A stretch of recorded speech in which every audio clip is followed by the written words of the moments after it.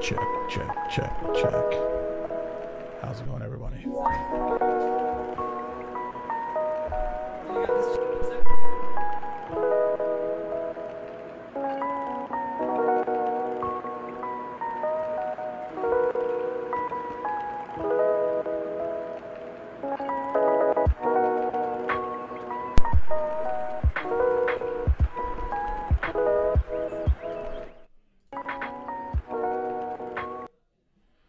Hello, everybody. How are we doing today?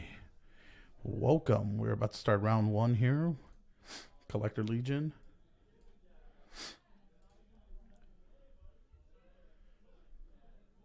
Hope y'all enjoyed that music. I sure as hell did.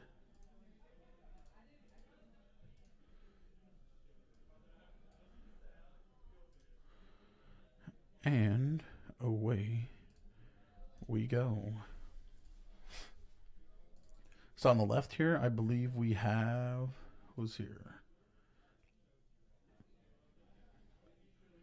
Is that Orlando? That is Orlando.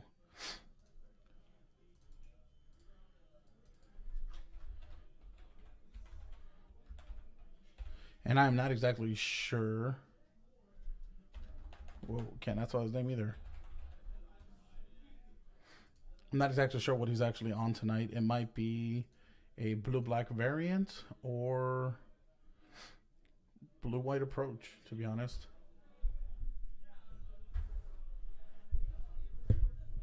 Guess we'll find out once he starts playing, right? Do we know who his opponent is?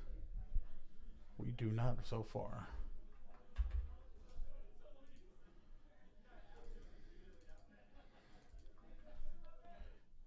And we will see what they're on right now. Ooh, they left this microphone super loose.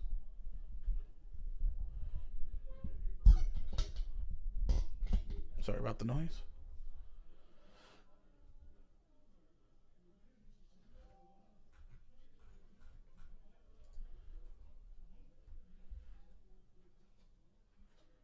Come on, Orlando. Let us see what you're running tonight.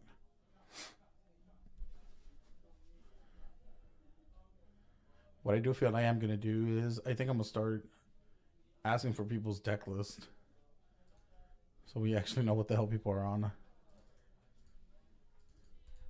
I think this is Brian. I don't know how the hell people spell their name.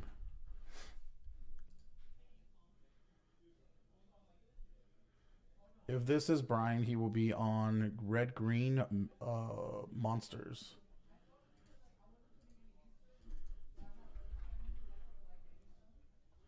Oh no, this is Mono Green Pharaohs? Something like that. Well, I'm just gonna call him Mono Green for now.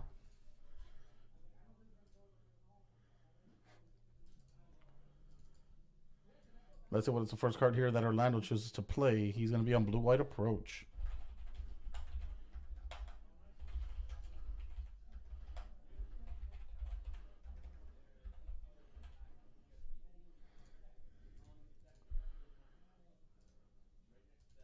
Which is the, yeah, so this is actually round 1, game 1 of of Standard tonight.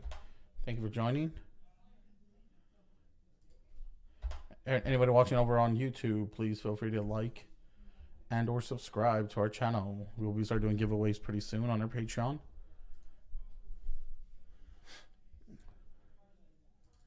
I'm totally blotching this entire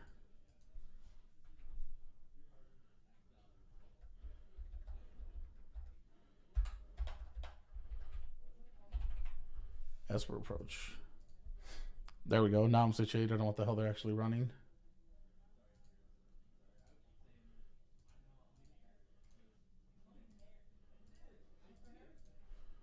Pull up some deck lists here.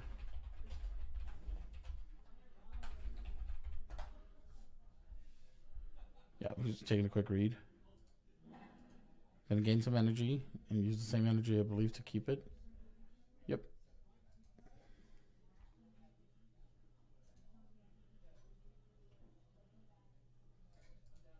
What in God's name card is he running?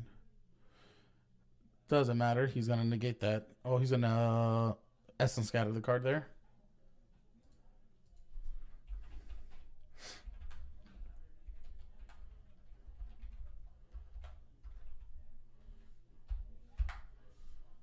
There you go, coming in for 2.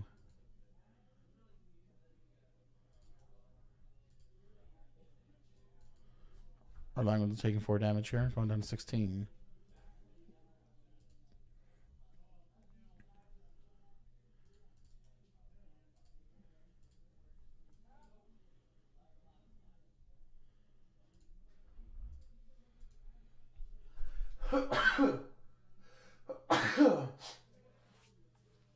Sorry about that.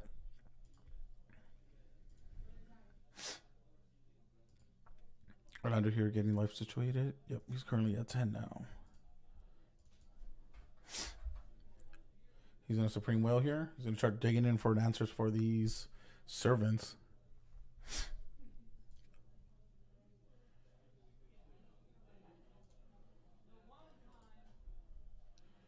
There it is, the dig. Yeah, there it is. He found a way to push for one of them.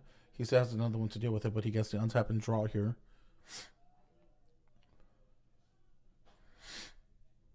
Oh man, I got the sniffles out of nowhere. Sorry about that. You guys didn't hear me. It sounded like I'm starting cocaine for the rest of the night. There you go, coming in for another 2.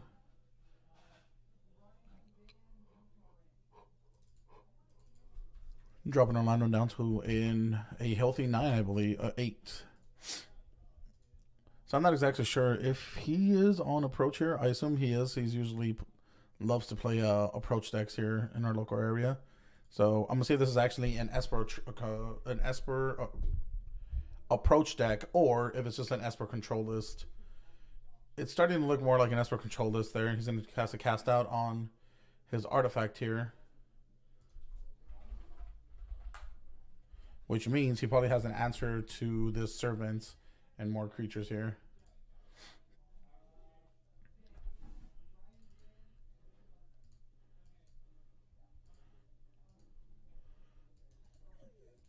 There you go. Oh, man, yeah. He's in trouble here, dropping down to 4 life. So let's see if he has an answer. He might have a Settle the Wreckage here in his hand if he doesn't seem too worried about this Jadelight Ranger and Servant. There it is, Settle the Wreckage.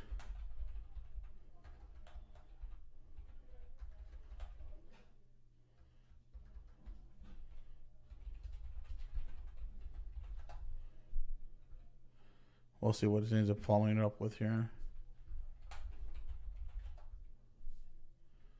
I cannot spell worth. Oh, damn.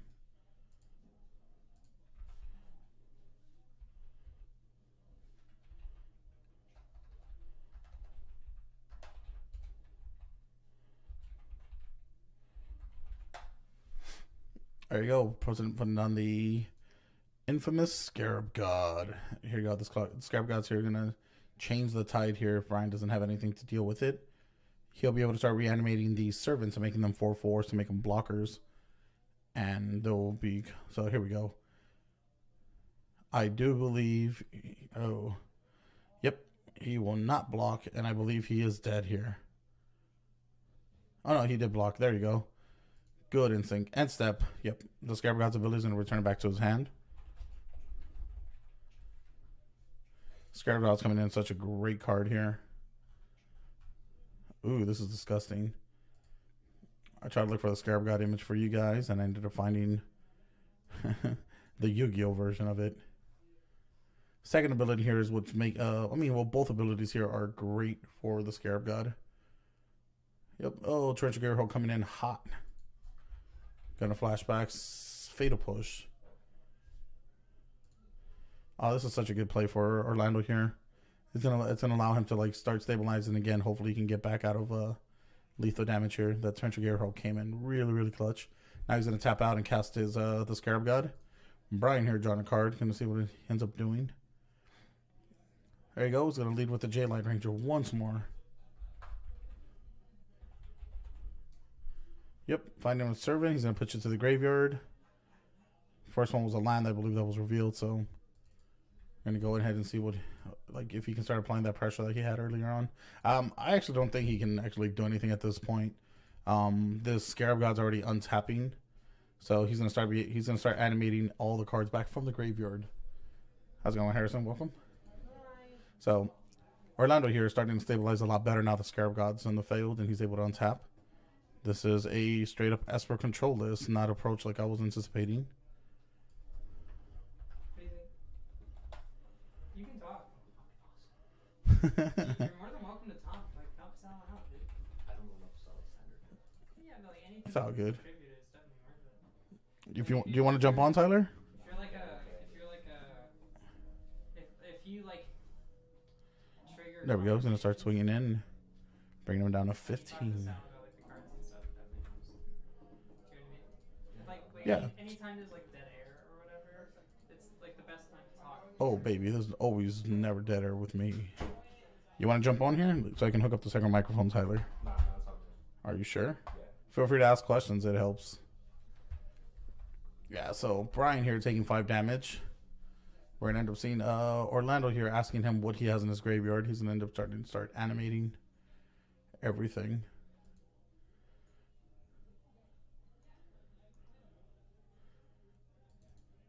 Yeah, the Scarab out here is going to put in all the rest of the work here. He's going to have multiple removals here to be able to deal with the Scarab God and the Torrential Gear Hulk, and now his Branch Tree Walker. Scarab God here, first ability. Well, his first activated ability is one of the more important ones. The last ability is what protects him. First ability, exile target creature card from a graveyard. Create a creature token that's a copy of it, except it's at 4/4 black zombie. So this Tree Branch Walker here from the grave is now a 4/4. There is a Carnage Tyrant down on the battlefield, so Orlando's going to have to, pass turn here. Make sure he's able to animate multiple things and double block the Carnage Tyrant. Make sure that Trample does not go through and kill him.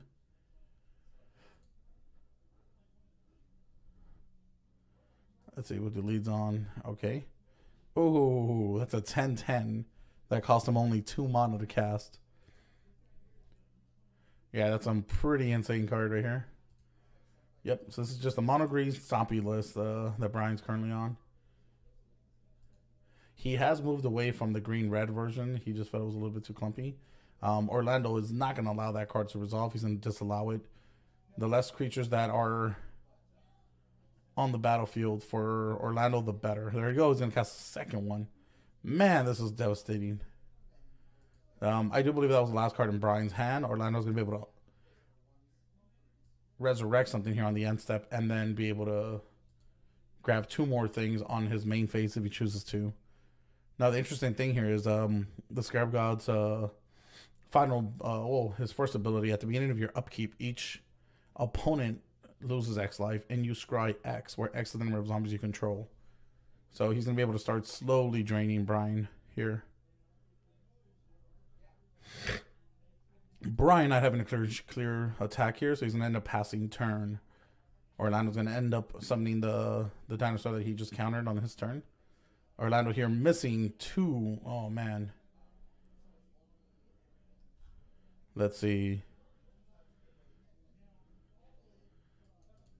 Yeah, Orlando here completely missing his Scarab God triggers. Brian here is going to sacrifice his land and end up giving all his creatures a quick anthem until end of turn. They're all gain trample, I believe, until end of turn. Yeah, Orlando here crucially missing these 2 scries that he could have used. So he missed 2 scries and he missed draining Brian for 2 life. Let's see if I can find a non-Yu-Gi-Oh looking card here for the Scarab God. Jonathan Luna not here today, actually. Yeah. Yep. Not entirely sure who ended up conceding here, but I do believe Brian had that game.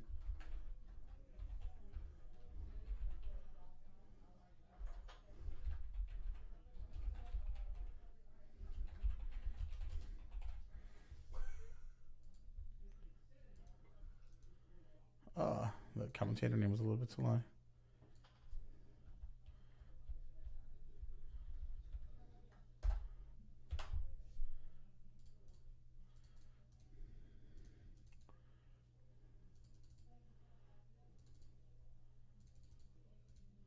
I do believe Brian got that for that game there. He had just enough trample to kill and finish off Orlando here. They're going to end up going to the sideboard.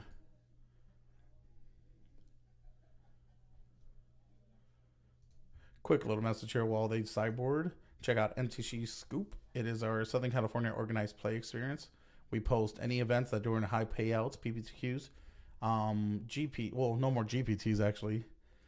We post all PPTQs and post any events that are doing like amazing prizes. Like when we had a 1K earlier for the Game Hub. So that was posted up there. And yeah, we post everything for every local shop, so it's not specific to one source. It's multiple sources. It's to get the community out there in the open and get some magic in and make some money and earn your RPTQ invites if you choose to pursue magic in more of a professional light, let's say. So we're going to go back here quickly to the players finishing up their sideboard out.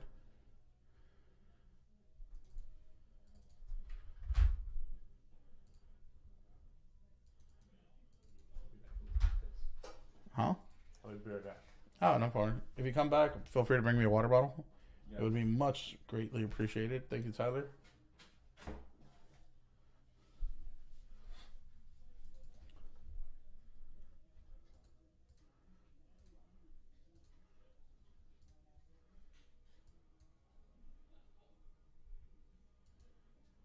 Thank you, everyone, for joining us tonight. I know it's a really, really slow night. Much appreciate you guys sticking it out.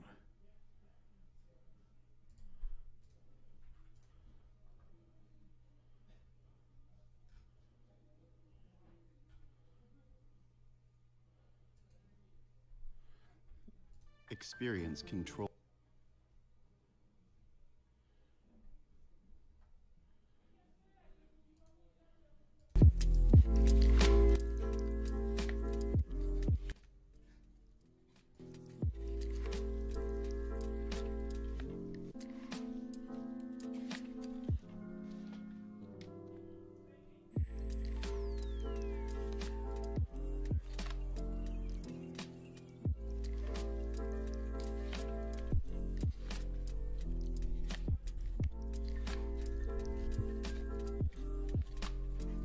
Can hear some of the players outside complaining about stuff. Nothing new, right? It's just Magic players being Magic players.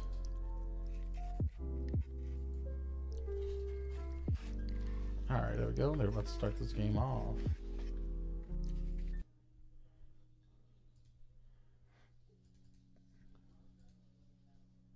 Alright, there we go. They're about to start this game off.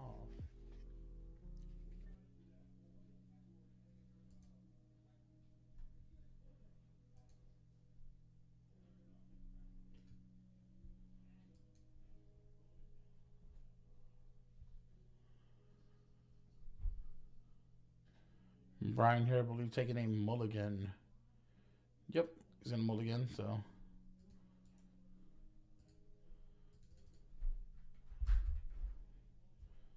That's actually reverse there. Orlando took game one.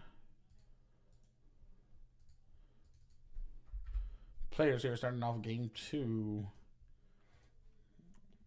Brian going to gain his energies, use the energies to keep his 3-4. Little elephant.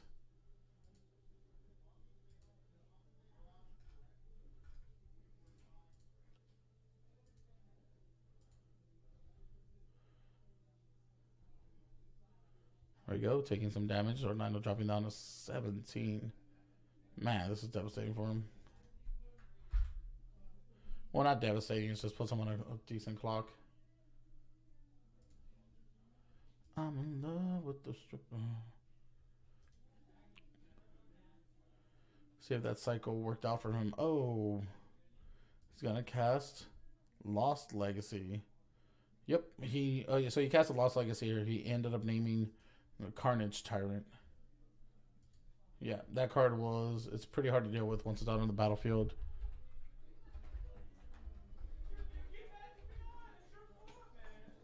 So, at the very least, this is one card that Orlando's not going to have to deal with anymore, which is the Carnage Tyrant. There is an interesting clause here. Since he did have one Carnage Tyrant in his hand, he does have the option to draw a card because of it.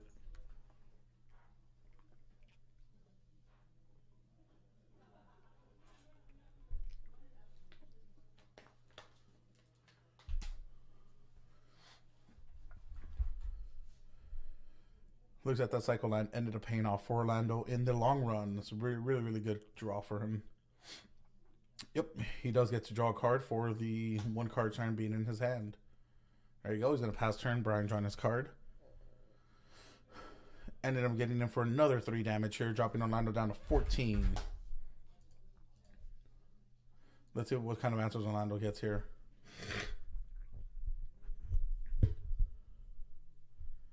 Alright, playing his 4th land. He does not have a second white source, so you can't try to bluff out the Seagate Wreckage like he did last time. And he's going to leave with the Servant. Alright, Brian, I do believe here, missing out on a landfall. That's okay, though. He has a pretty decent clock on Orlando here, dropping them to 11 now. So, end step, Orlando's going to Glimmer of Genius here. Glimmer of Genius is going to allow him to scry 2 and then draw 2.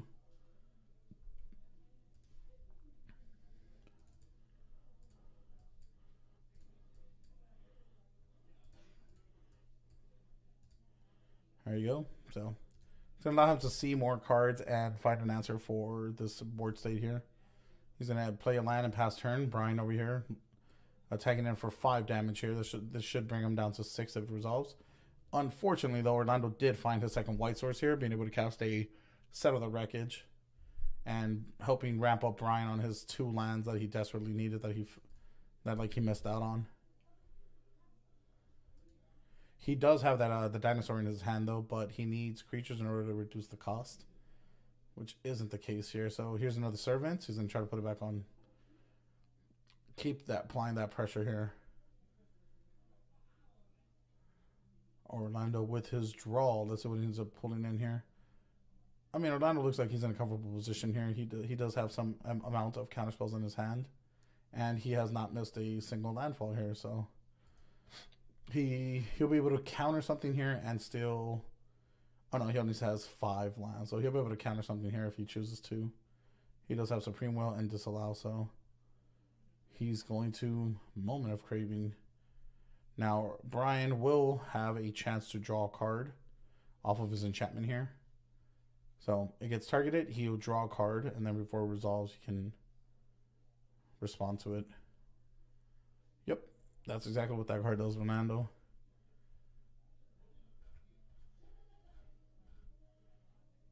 Yep. Whenever a creature you control becomes the target of spell or ability, you may draw a card. So now Orlando doesn't know that he has a Blossoming Defense in his hand. So Brian could make it seem as if... Yep, Brian can make it seem as if he drew the Blossoming Defense off of the trigger, which is a good way to mess with your opponent. So we'll see what he chooses to do here. Goes on the stack. Yep. Yep, we're having a judge here clear everything up. Yup. I don't think he's not, yeah. He's trying to explain with it. So he will not be able to draw the extra card off of his Blossoming Defense because it says your opponent. There you go. He's going to end up protecting his... Now damage will resolve.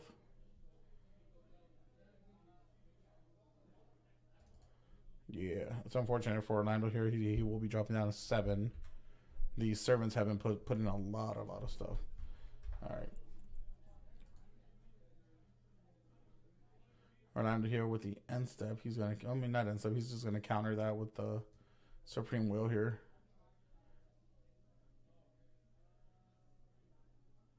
Let's see what he needs to see. He needs to see something like Scarab God.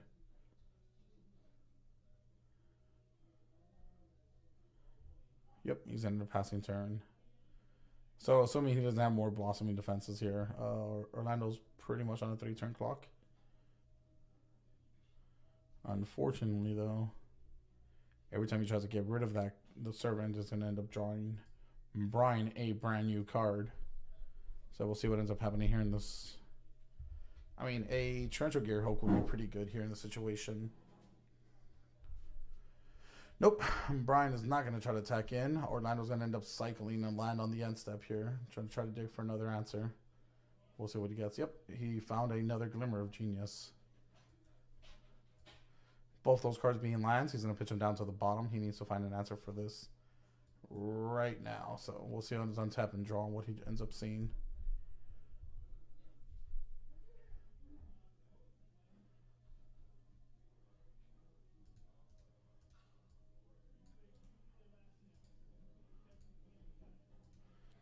Orlando here casting, I believe, a Scarab God. Yep. So Scarab God here at the bare minimum providing being a blocker.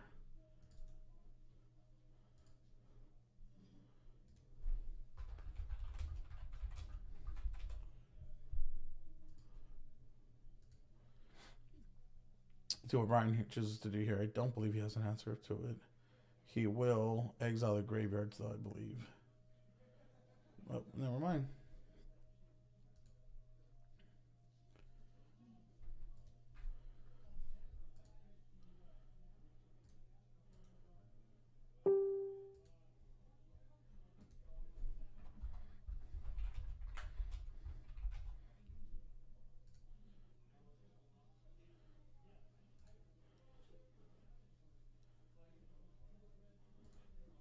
Yep, there we go. You end up countering that. It says, I do not want to deal with that Nissa right now. The Nissa is able to provide a 5/5. Turn one of the lands into a 5/5 creature. So Orlando here, in a pretty good position here, not missing a single land drop. He'll be able to animate two things here. I think he should do it now while Brian is currently tapped out. He won't be able to exile the graveyards with the Scavenger Ground. Unfortunately, he let that slide.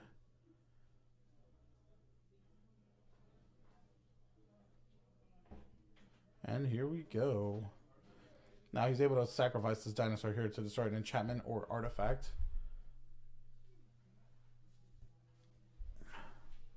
He's in a moment of craving, so... Is Brian going to miss his trigger here to drop? Nope, he will not. So... Currently on the stack. Let's see what they're doing here.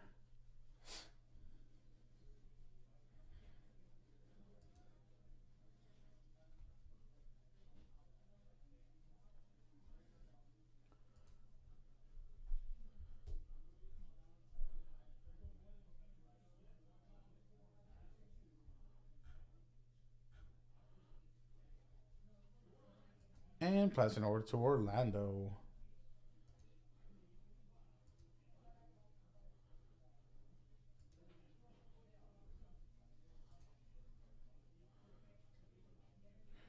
Orlando here playing with his lands and his graveyard in front. We've heard of lands in front, ladies and gentlemen. Orlando's playing here with graveyard in front. There you go, attacking with his Scarab God and dropping him down to 15 life. We'll see what he ends up doing here. And this is what I was meaning. Like, now it just makes it a little bit awkward. He could try to animate something from the graveyard. In response, he'll try to exile the graveyard, and then he can get a creature out of it. But so we'll see what happens here. Watch.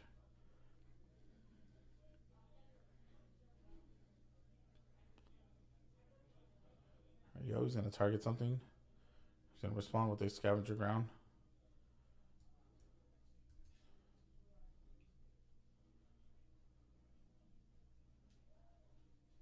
Does Orlando see it? Does Orlando see it?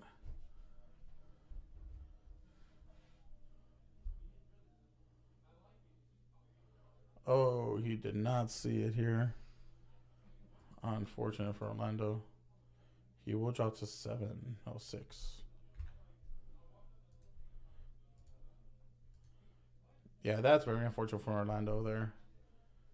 He forgot he could respond with it, so he's going to rest his intent here. If Brian chooses to sacrifice it, his only target is his enchantment on the battlefield.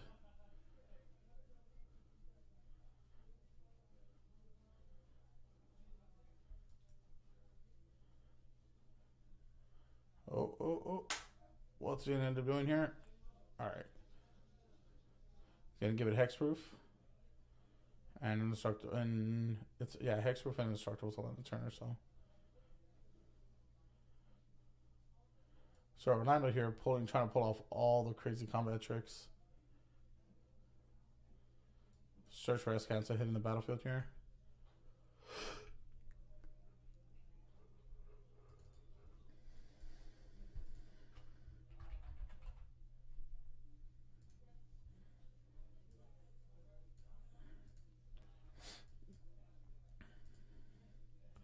So this might have been what he needed here. Search for Escansa doesn't allow him to start digging and pitching what he doesn't need.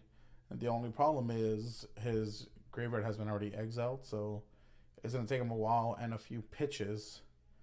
Oh, this is so good here. So this is representing a flyer on the battlefield now, which Scarab God does not have flying.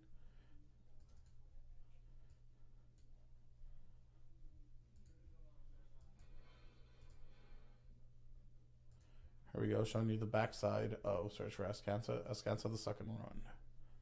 So he's gonna attack here and have some kind of, there you go. Yeah, so what he's doing here is he's using the dinosaur to crew the flyer The flyer's now toughness helps reduce the cost of the dinosaur.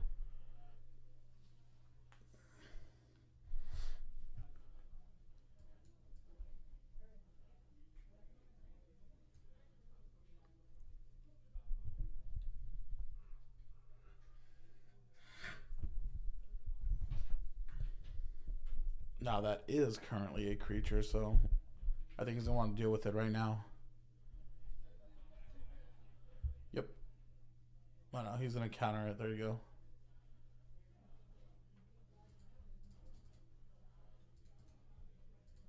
That is not what we're looking at. Sorry, ladies and gentlemen. Yep. So, I mean, it's kind of weird reverse value here. That creature is usually a 10/10, but since it's in the graveyard and he's summoned it, it is now currently a 4/4. He still needs something to deal with the flyer here. If he can't deal with that flyer is representing lethal in 2 turns.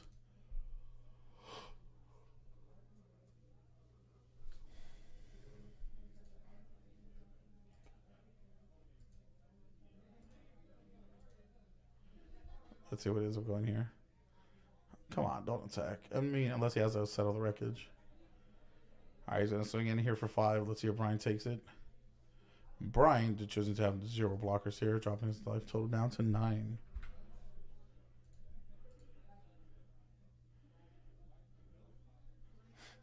Ooh, Brian here getting really, really flooded.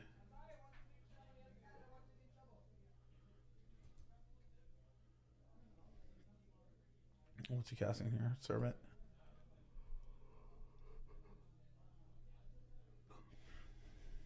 It is a branch tree walker. So, first one. Yep, he's an explorer. I think he's going to keep it. Yep, you're going to end up crowing the flyer.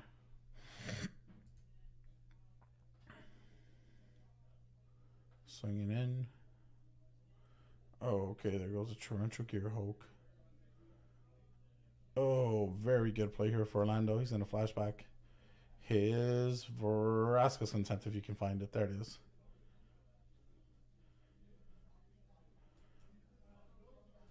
Does Brian have the Hexproof card in hand?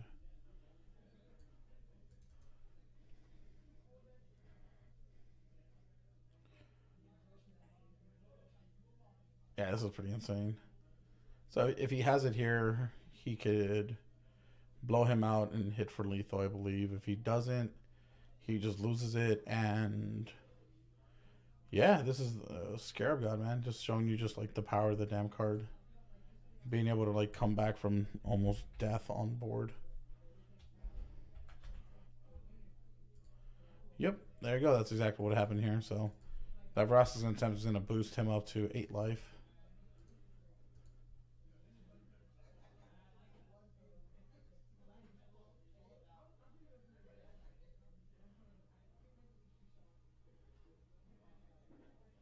Gonna put the card down to the bottom, so he does not need it. Orlando here missing all his triggers. Oh no. I'm just blind and didn't see it. Come on, Tyler, get in here. Over here, this side. I'll hook up the other microphone.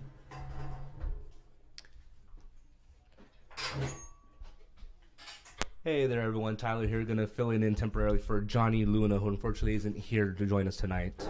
So, what I've been noticing so far in this match is the consistency of the mono green, definitely. Now, Orlando has been missing upkeep triggers. He's also been missing some of the interactions, as Sal stated earlier, with the graveyard and Brian exiling the graveyard and Orlando for not realizing he can respond properly and accordingly to get the value out of it. That is correct. Yeah, and that just goes to show you here, like trying to have experience with these decks goes a long way, especially when it comes to standard cards. Like not being able to remember all these little abilities can like actually lose you the game pretty fast.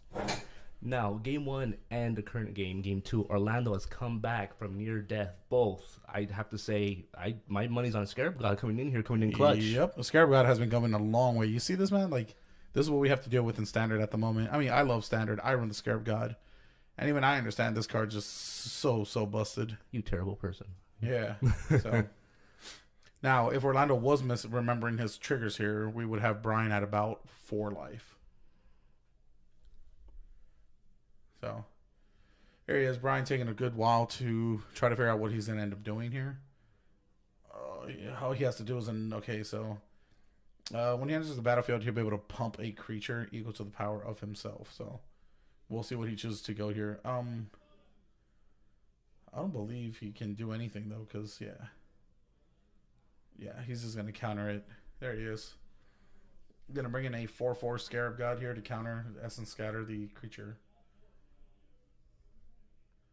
This is very tough here for Brian now.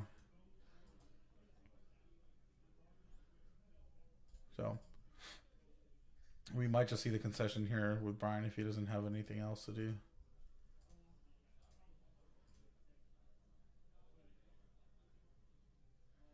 Orlando playing a very sloppy game here. If it was a little bit more tight, he would be a lot more on head on board. Most definitely. Yep. Especially the missing upkeep triggers and everything. Correct. So he's going to bring back his creature. He's going to pump it up. Give it +4/+4 now. That card does have Eternalize. I keep forgetting that it has Eternalize.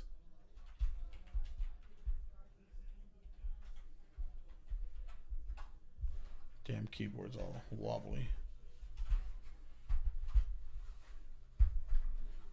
There it is. Damn it. Well, Brian is swinging in for 2 with 2 creatures.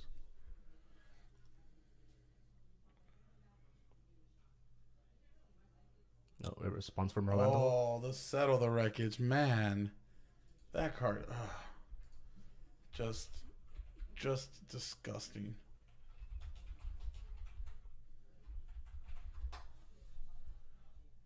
Yeah, he's just going to scoop it up here. This is not good, man. That's just insane. Ooh. Orlando here, I do believe, taking it to 2-0. 2-0. Well, aside from his misplays and missing upkeep triggers, he's done fairly well beating mono green creatures. Yeah, mono. Yeah, well, it's more of a stompy. Yeah, mono green. Man, that was very interesting. I'm gonna go check up on the second table and see who's currently there, and I will be back. We'll have Tyler entertain you guys with a little bit of jazz.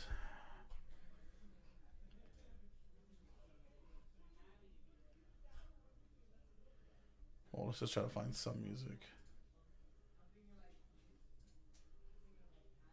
without the advertisement.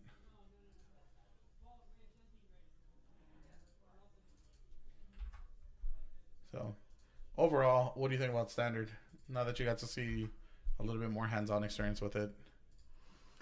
One thing I definitely like is a lot more engaging. The problem that Modern has, it's a lot of early game decks, a lot of 3-4 more or less. Now, Standard, I applaud it because it has a tendency to go more later game, a little more grindy, for the most part, I'd say, compared to Like Standard. quick turn 2, 3s. Yeah, exactly. Well, that's good. A little bit too loud. Give me a quick second here. I'm going to go check and see who's at table 2. Now, we saw Orlando here miss upkeep triggers. Now, me personally, it happens on occasion. You know what I mean? Your mind gets wrapped up in, okay, what are the plays next? What am I going to do next? So, from time to time, upkeep triggers do slip my mind. Let us know in the comments right now, in chat, on Twitch, YouTube. What about you? Are there any upkeep triggers you forget? Or any upkeep triggers that has or any that has cost you the game? Me personally, one thing that bites me sometimes is Dark Confidant upkeep trigger. I have lost a handful of times from it, but at the same time, I have won from it. You know what I mean? Greatness at any cost. I mean, come on. Either it gets you there, or gets you a little dead. But regardless,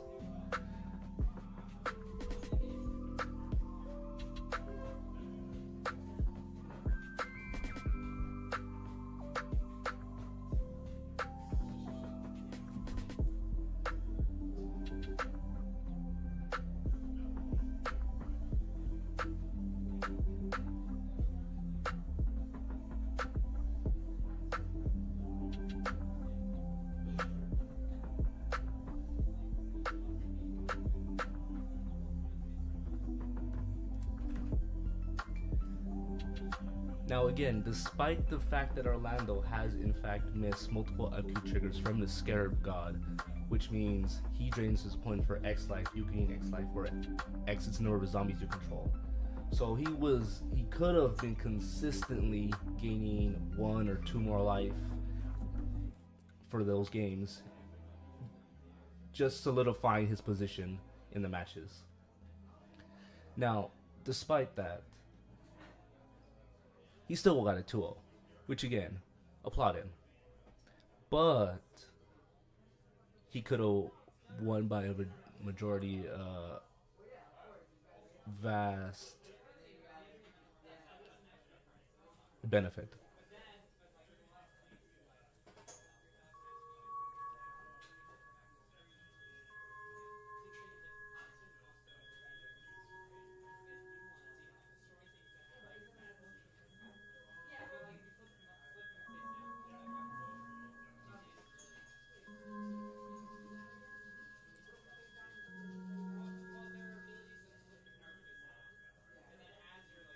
We still got less than 10 minutes going on right now in the meantime from round to round. So again, that was round 1, game 1, Orlando taking it from Brian.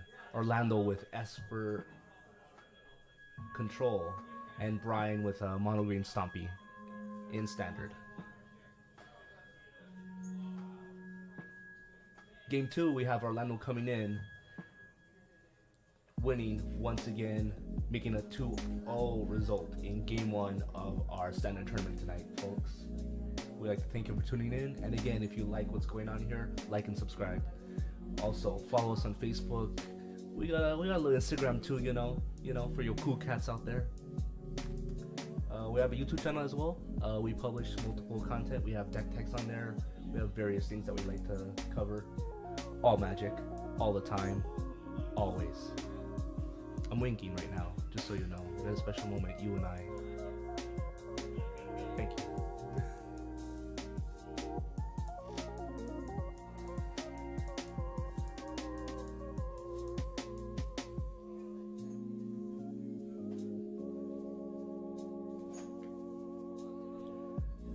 I'd have to say, both games, if it weren't for Scarab God, Brian would have taken the match. Because as you can see in game 1, Scarab God reviving his creatures from Brian's graveyard, thus just solidifying his position and attacking, obviously, which ended up, end result, what ended up killing Brian both games.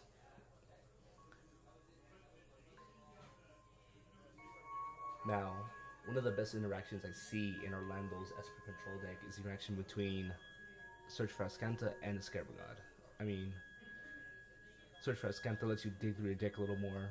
Even though he does have scry sources, Search for Azcanta just making it come out faster and a little faster. And works so good with Scarab God, because I mean, come on. Scarab God? Come on. Come on. Yeah. Enough said.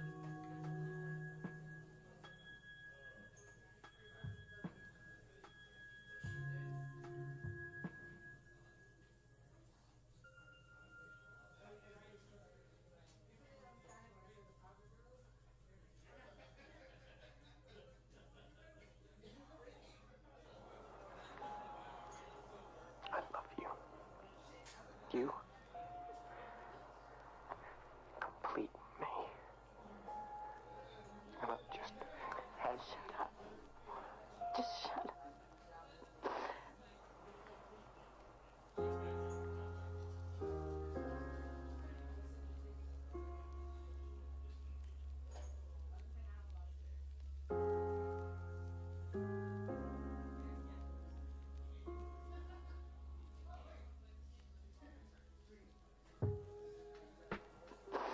You had me at hello.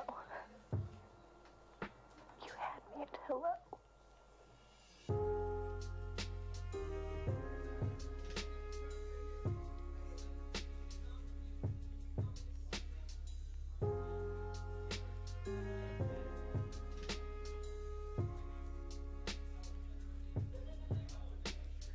Again, we'd like to thank you all for tuning in right now to Collect Legion for our Monday Standard Tournament. We're just close to finishing up game 1. The spotlight we had Orlando O'Brien. Orlando taking it 2-0 with Esper Control against Mono Green Stompy.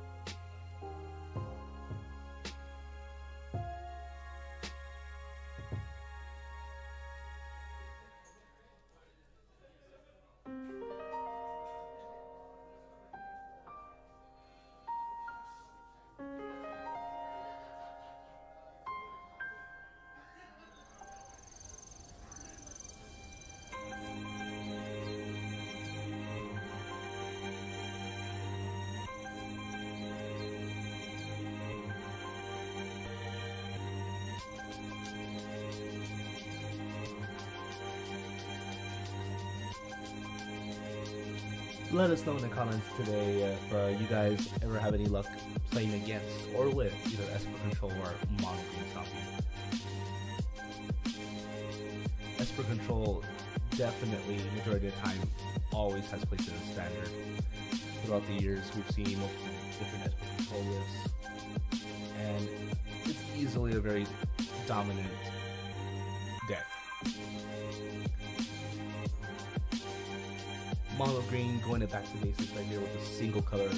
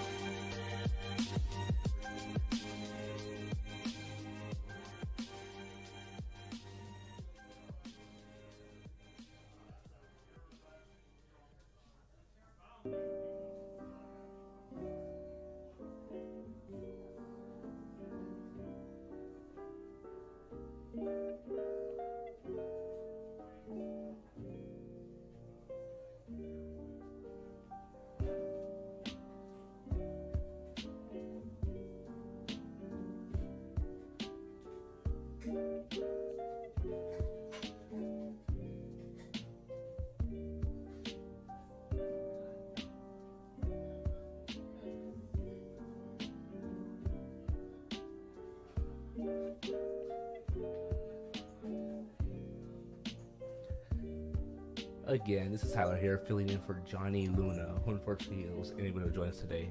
Hopefully, he'll just end up coming in a little bit later.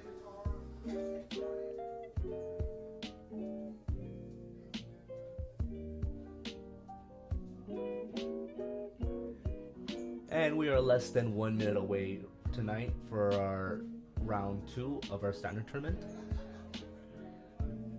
Just finishing up round 1 with Orlando with a 2-0 victory with Esper Control over Brian and his Mono Green Stompy.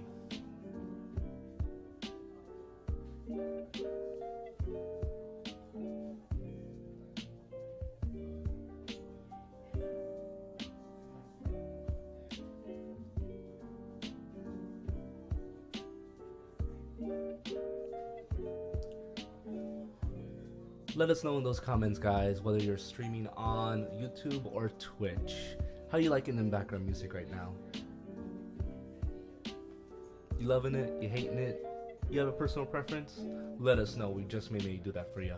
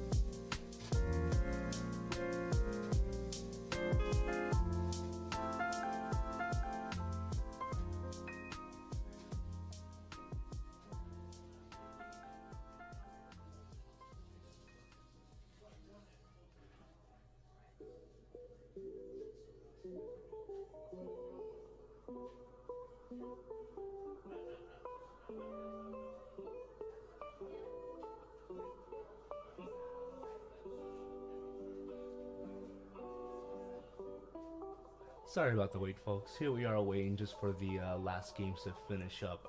It has already been turns right now. We have a couple slow players, but no worries.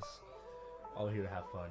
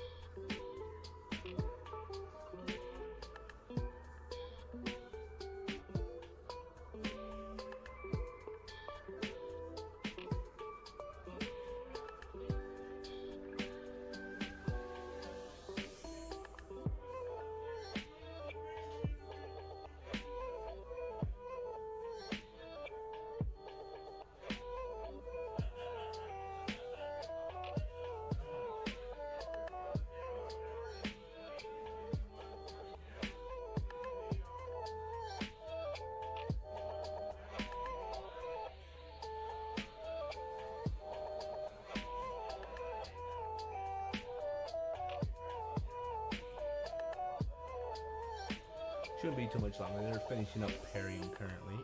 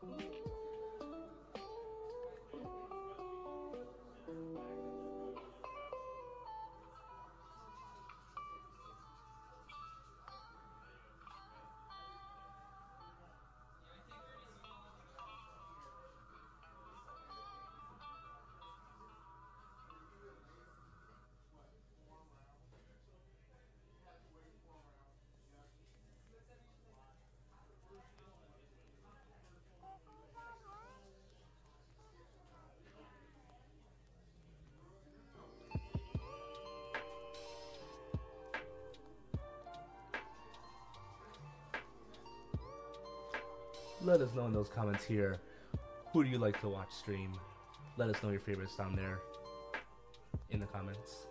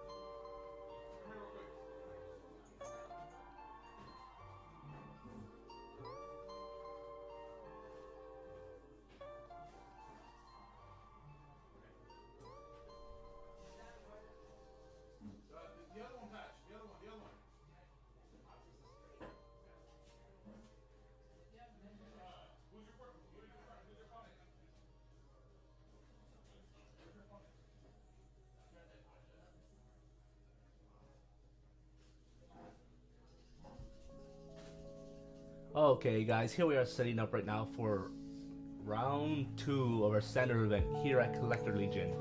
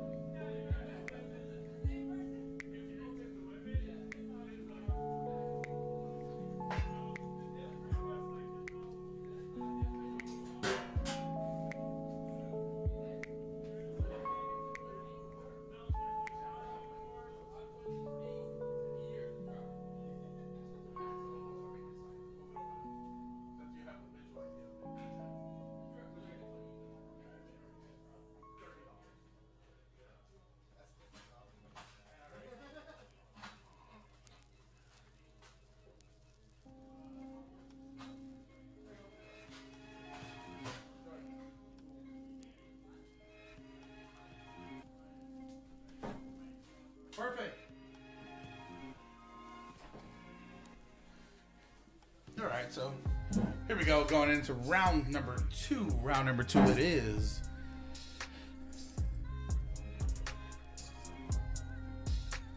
Round 2, game 1. We have an interesting matchup here coming right up. On the left-hand side, we have the one, the only, Mark Santiago. He is currently running blue, he's currently running blue-black mid-range.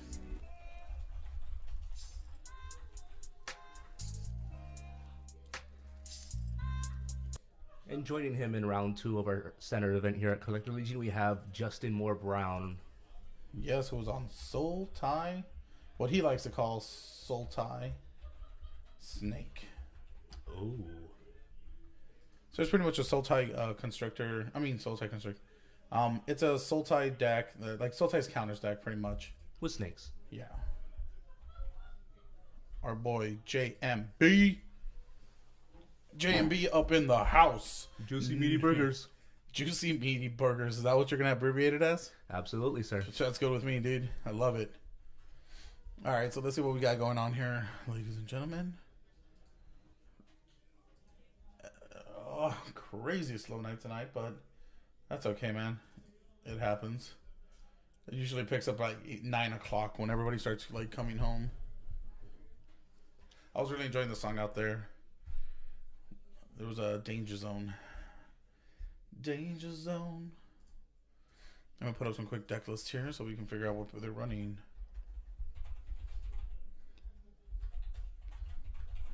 So coming off that fresh 2-0 victory from Orlando from game 1, who do you feel like has a good chance today in round 2? I'm gonna give it to Mark here just because his his mono base is clearly gonna be a lot easier to curve out on.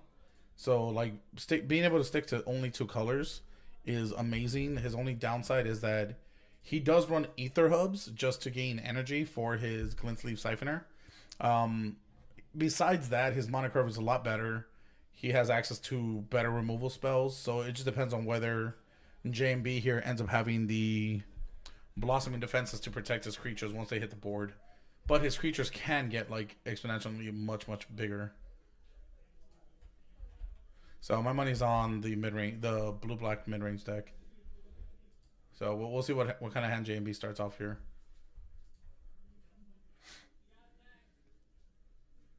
Ooh. A nice little slow start.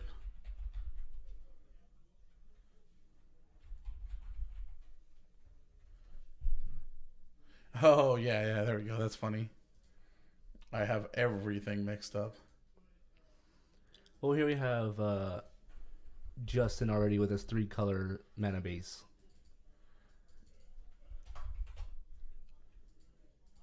Yeah, so he's trying to curve out here. So Champion of Wits for Mark is going to draw him 2 cards, and he has to choose to discard 2 cards. I was speaking to him earlier this week with it. One of the issues that he came with running this deck is that he doesn't really know like what to discard at like this early on in the game. So we might see him struggle with these plays here this early on. So as you see here, he's a little bit hesitant. Yeah. And these are like pretty. Did our stream just? Oh, he's standing perfectly still. That was scary. I thought we Camera freeze. Yeah, I thought the camera froze for a bit there. So he is mainboarding like 2 or 3 Liana Jeth's Majesties. So this should be very interesting to see how it works out. He doesn't have a lot of creatures for the Sultai deck to like comfortably use the Hostage Taker, but we'll be able to see how things work out. Let's see here. He's still deciding what to discard, correct? Yes. Yeah. There's one of those decisions here that's just crucial. Oh no, I believe he did discard a land and a creature. Gonti. There you go. Yes. Did you say a picture? Creature. Ah, gotcha. Yeah, his less is running 2 Gonti, so the mid-range deck here being a little bit more aggressive than the counters deck is very interesting here. So Mark attacking in, bringing him down to 19. 18. Sorry about that.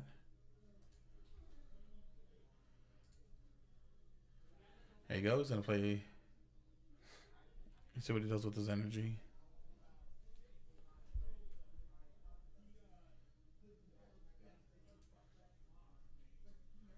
I'm gonna message our floor guy here. Make sure that.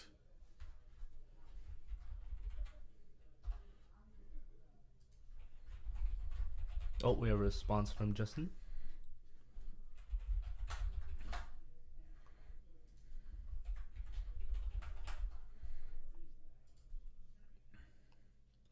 There it is. Yep. You're going to want to get rid of that constrictor really, really early on here. The constrictor can get extremely out of hand, especially this early on in game.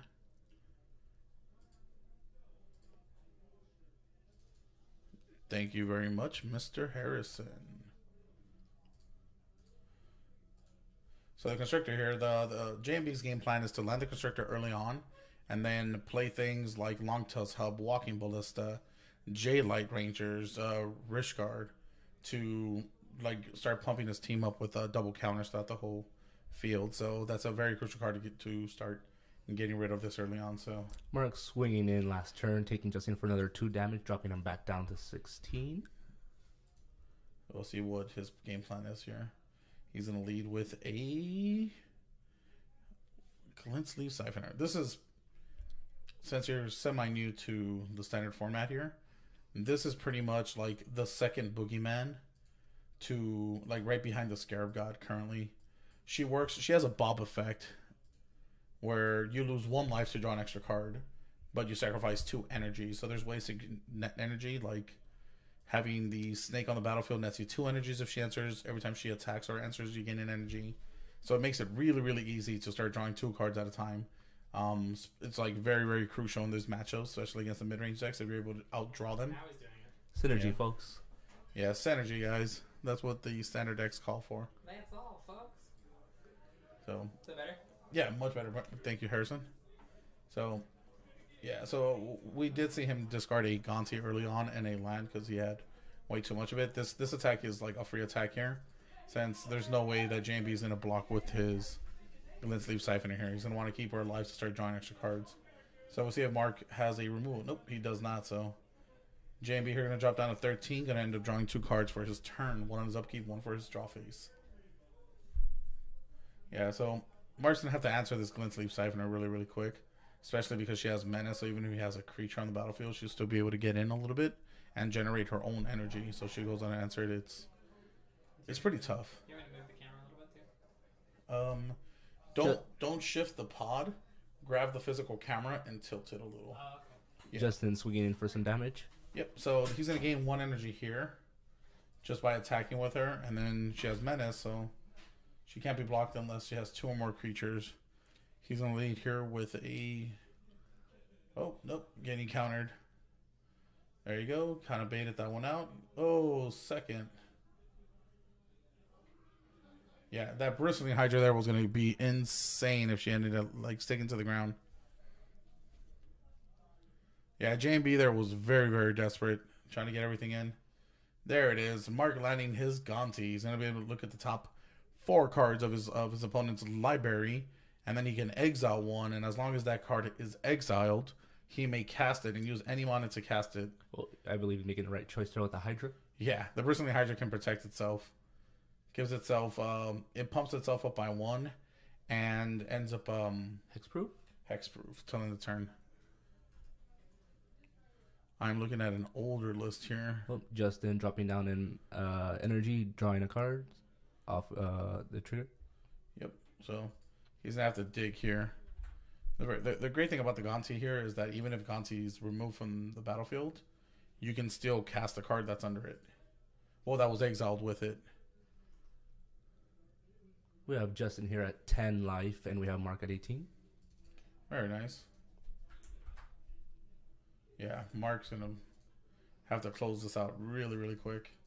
Yeah. Justin did have like a really, really slow start here, though, in his defense. Definitely. Now, do you feel like this match comes down to who gets their Scarab down first? Yes and no. Like I was mentioning earlier, Mark could find his answer for JMB's Scarab God a lot easier. So no, I don't know. It's I don't think JMB needs his Scarab God to win, if that makes sense. He doesn't need it to win, but it would help in these like grindy situations here. Of course, if he did, he'd just be sitting pretty. Correct. So at the beginning of combat, he's going to put a counter on his creature. Enter combat, going in for a swing. Yeah. So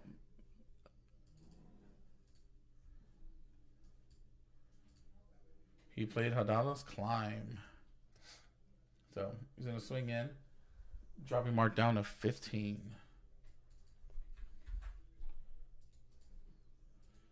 There you go. He's going to give -2/-2 with his land. So see, that's what I was saying. Like, Mark's deck is just really, really utilizes everything. Right. Even his lands work as removal spells here in the grindy matchups. Nice. This is 4 damage coming in. Oh, Fatal push he's going one to of fatal them. push. Since he did lose a permanent this turn, he gets to trigger Revolt and only get hits for, I think he goes down to 10 or 8. I mean, they're representing 10. I believe that's 8, though. We'll see what JMB has to do on his turn here.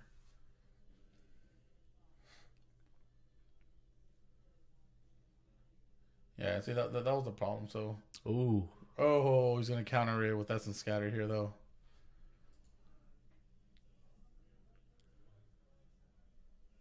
Mark here with the mind games, man. I'm going to go attack him, bring him down to 8 and play his own. Yep. Very, very nice here. Having Bristling Hydra and his own. There you go. Ooh. JMB has had enough. Scoop round 1 win to Mark with his blue-black mid-range against Justin's, what he likes to call, Sultai Snake. Sultai Snakes, yeah. Yeah, so that's kind of how I thought it was going to go down. As you saw there, JMB was having trouble trying to figure out which lands exactly to tap in one sequence, which ended up being like the issue, the reason why like all his lines were a little bit awkward on what to cast and how to play it.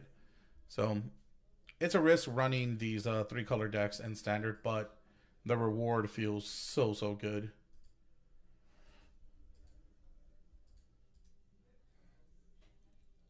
For anybody in the local area here in Southern California, feel free to find us.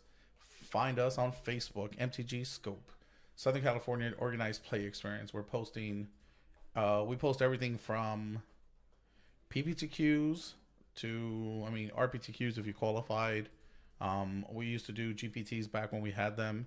And we also post like high-level events. Anything that's currently paying out to like a lot of money. We recently had a Game Hub 1K event, so that was on there. A lot of people found it through this event. If you are a player in Southern California, please feel free to find this page on Facebook and check it out. Henry is such a good guy. He does all the work for us for free, and we're just trying to grow the community here. So make sure you stick around and check it out, man. Such a great community. It was brought to you by Team Eat a Deck. Bringing it back, we're going to start selling playmats on Patreon and stuff like this, and merchandise and pins if anybody wants to join the Team Eat a Deck family. So with that said, let's all head on back to the show. And we still have the guys here and there solidifying their sideboard. Now, what do you think JBM's going to bring in here to help defend against Mark? That's going to be really, really difficult. He does have access to like counter magic, so and like duresses. So he can do anything from duresses to his own negates to spell pierces. It just depends on what he has like available in his sideboard for him. I do think we'll see some form of Deathgorge Scavengers coming in, as like they'll be able to eat Mark's graveyard, so he can't like play the late game with Torrential Gearhulks, and it kind of shuts off his Scarab Gods. So that's my thing. I'm gonna go ahead and say Hand Disruption, a small amount of counter magic, because I don't think it's needed, and we should see a Deathgorge Scavenger come out on turn 3, because that thing's like such a life changer in this matchup. It's amazing. As opposed to Mark, what he's going to bring in here, I think he's going to bring in, we might see a Lost Legacy coming from him, just mainly due to that like this mid range deck, even though it does have access to these counter spells, Lost Legacy just deals with certain things you don't want to deal with on the battlefield, like the Bristling Hydra that you saw him steal.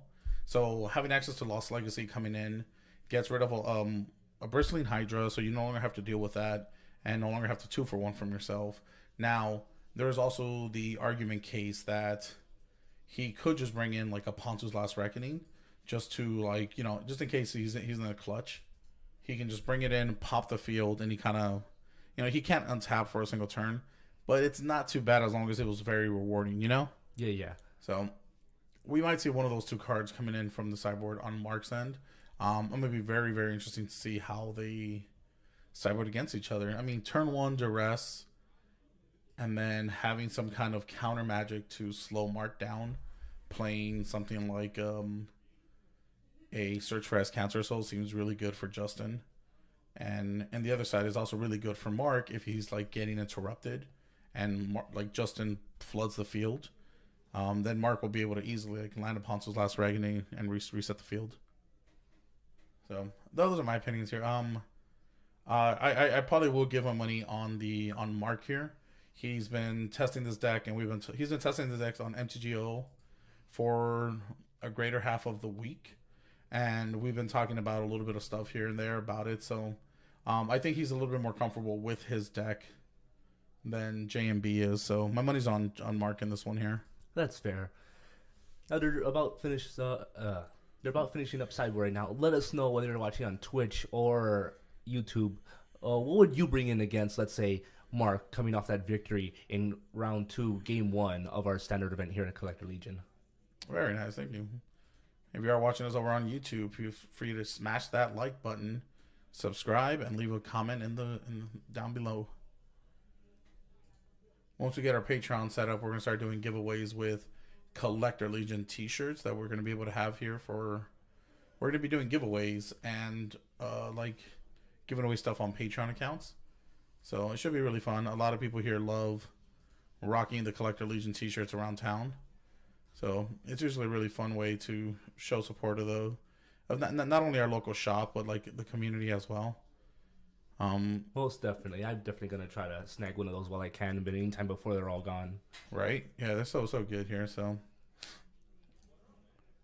we do have a few, I mean, we have a good amount of people who are traveling all around the to GPs and such. Here we go. It's a really good picture of us. I think this was GP Santa Clara.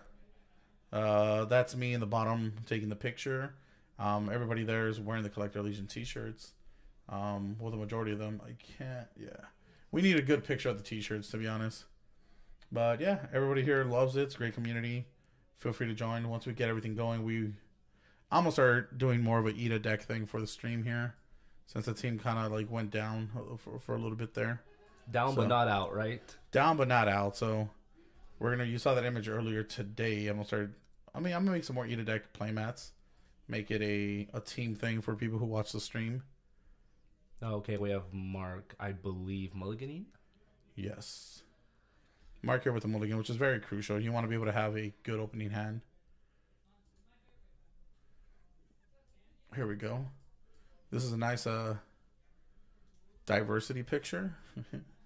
I always joke about this damn picture. How it looks like we're purposely trying like our hardest to be diverse in it. Oh, most definitely. All walks of life in this picture. There you go.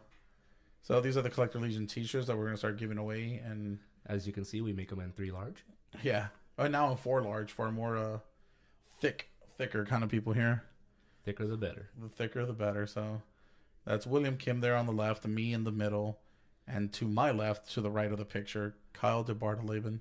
If you can say Kyle DeBartoleben 20 times, like, more power to you. You won't win anything, but good on you. Correct. You absolutely won't win anything. I do still have some pictures from Team Eat a Deck here. Yeah, so the old squad here. Old school pick with some of the OG Eat a Deck veterans. Veterans, yeah. And we have the Max Kaminsky. Yep, there's a playmat there. So Eat a Deck playmats will be available pretty soon. Once I start getting around to making more of them. So feel free to join our little crew here online. All right, with that said, let's get back to the game. So Mark here did mulligan here. It looks like he has his lands. JMB here having that start that I told you that's extremely good for this kind of deck. He has the turn 2 Glintsleeve Siphoner with the the land trigger. I mean with the land trigger and the energy, so that he can draw a card on his turn 3. So that's why he is currently at 19. So JMB here already up 2 cards against Mark. Mark mulliganing down and Glintsleeve Siphoner drawing him extra cards. Should be, yeah. I mean, this is a hand that Mark's going to have to play around and beat, man. It's, Ooh, Justin swinging again, bringing Mark down to 16. yeah, dropping him down, man. Getting those beats in. Early game always good. Let's see what he has to answer to it here.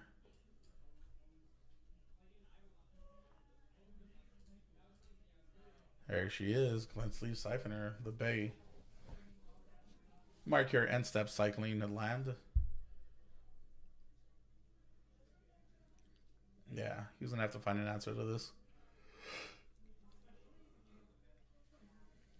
We'll see what he has here. Yeah, Torrential Gearhulk in hand. He looks like he has some kind of counter magic. I don't think he wants to Vraska's Contempt this Glintsleeve Siphoner this early. He's in a passing turn here. Wait, what? Why did he draw there? I don't think he had the energy for it to draw. Yeah.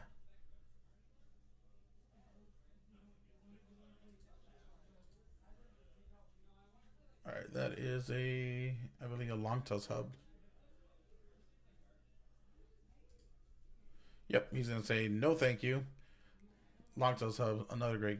I mean, this card used to be considered like extremely busted back when we had turn 1 Ether... What the hell is the name of that card that got banned, man? I'm just drawing blanks here. So, Mark dropping down to 14 here.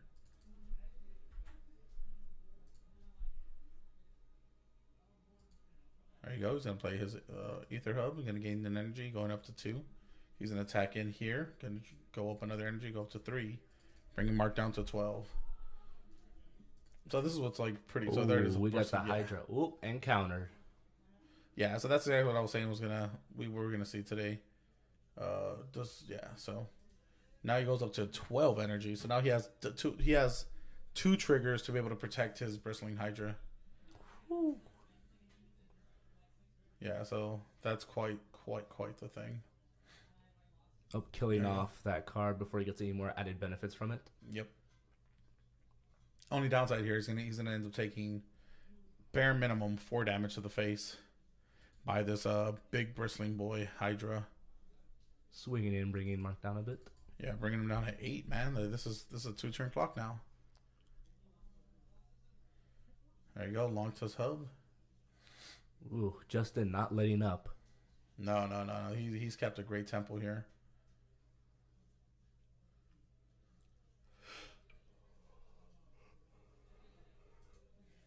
Mark here missing his Ether Hub triggers like pretty consistently. I mean, maybe he's just stating them out loud, but he should have something there representing them. Oh, that wasn't Longtusk Hub. That was the Enchantment Destroyer dude. Whoop, Justin swinging in. Yep. Any response from Mark? Ooh. Gearhulk here, so we're gonna see what ends up happening here. He's in a flashback. Cannot see what's trying to follow. Probably, yeah, Unified Will. I mean, Supreme Will. I'm sorry. So he's going to dig a few cards here. And just put one into his hand and put the rest in the bottom of the library. Seeing when he could get a situation before it's a little too late. Yeah. So he's going to pay 1, sacrifice his creature to destroy Torrential Gearhulk. And he's going to end up taking 4 damage to the face. Mark dropping down to 4. So he has... I mean, if he brought that Poncel's Last Reckoning, like I said, there it goes, Scarab God. Oh, there it is, guys. There it is. That's going to be a tough one, so... I'd like to say I think Justin pretty much has this game at this point. Yeah, well, we should see a concession here. Oh. There it is. Mark. Oh, man, JMB played that really well. Most definitely. So, again, Going on to round 3. Yep. 1 on Justin, 1 Mark. Round 3, round of game 2 of our standard event here at Collector Legion. So how'd you like seeing that Scarab God come in? Oh, favorite thing of the night so far. We got Scarab Gods for days. definitely. At that point, either you have an answer to it, or you're gonna try to dig for an answer, or you're dead. Yeah. Or you play your own first.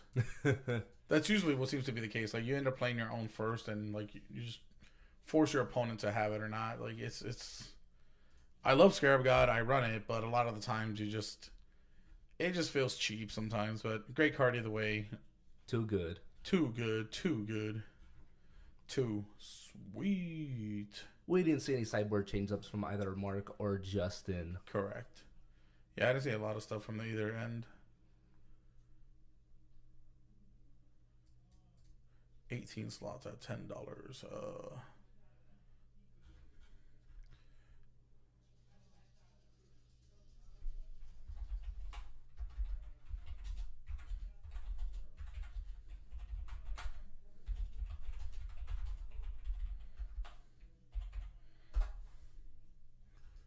There we go. I'm gonna try to win these for my good old boy Jake.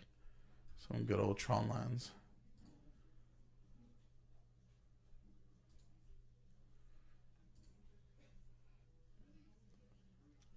Look at these. Oh, foreign black border lightning bolts. Looks so good, baby. Okay, let's see if Mark has to mull again. Yeah, that mulligan was extremely devastating for Mark.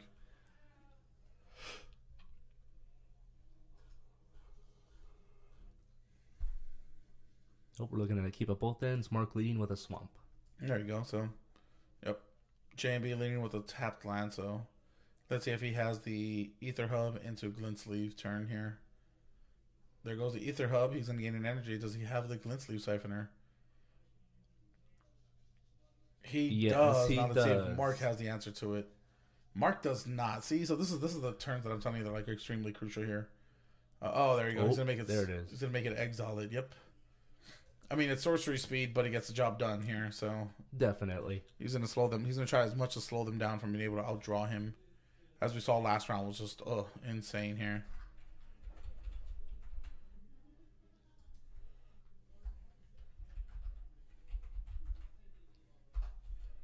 Oh, the rest coming on Justin. Yep. This is the kind of game plan that I was telling you I wanted to see here. Get rid of a Supreme Will here, so now he's not going to be able to interact with. Yep. So Mark being extremely friendly here, going to play with his hand revealed. Oh, man. Yeah, so this Constrictor is going to get extremely dangerous if Mark doesn't start finding answers to it. We have Swamp Island, Torrential Gearhulk, and an unknown card on Mark's end. Oh, Rish card. This is gross. Oh my god. Do you know what this card does? Yeah, he's going to have to counter this. Oh, he didn't counter it. Oh, this is gross, man. Oh, so when he enters the battlefield, you put a +1/+1 counter on up to 2 creatures you control. So that 1 counter becomes 2 because of the Constrictor. Right. And then now each creature with the +1 counter can tap for an additional green mana. Ugh. So JMB here has a lot of mana if he chooses, or he can just attack in. This does not look really good for Mark right about now. He has 8 damage that can swing at him here. What's his life currently at? Ooh. Yeah, his life's currently at 16. I haven't been keeping track. So it's 20 to 16. So he could, yeah, there you go. He's Justin swinging in. We have a response from Mark, and he's in a cycle. Man, that's how bad his hand is here. Poor Mark. He's going to take 8 damage here. bringing him down, total down by half. Yeah. Well, when you say it like that, it just sounds a lot more brutal than it actually is.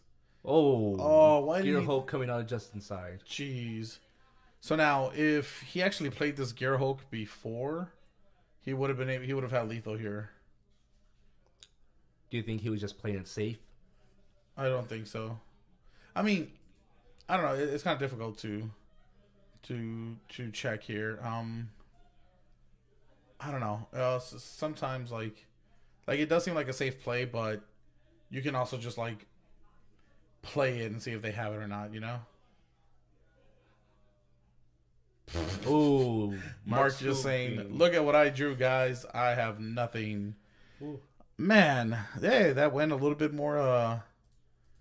That was actually a surprise, right? I gave it to the mid-range deck, but as you see, when mid-range draws bad, it draws horribly bad. We got JT taking the win, 2-1 with Sultai, what he likes to call Sultai Snake against Mark and his blue. It's Sultai counters, but he just calls it Snake. Snekins. Oh man! Here we see some of the sideboard action. Yeah, so we'll see what they're going to discuss and see what they brought in against each other. I'm going to go check on the table number 2 and see if we have a match going on there. Here's Tyler to entertain you. So guys, game 1, we talked about the missing upkeep triggers. Now, game 2 here, I didn't really think I saw any plays that could have been made better on both ends. We had good plays from Justin, we had good plays from Mark, you know. Both put it up there. Oh, we have 2 duresses on that Justin brought in that Sal did call out, in fact. I believe we have a negate and, yeah, counter magic, from what I could tell. And here we are switching over to table 2. We have Patch on the left-hand side.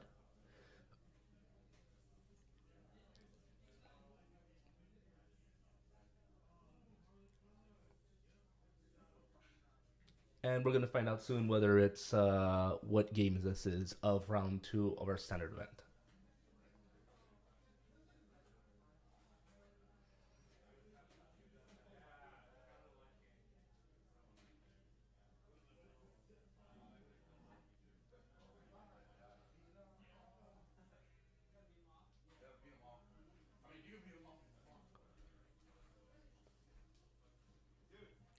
Oh, no mulligan. Here we go.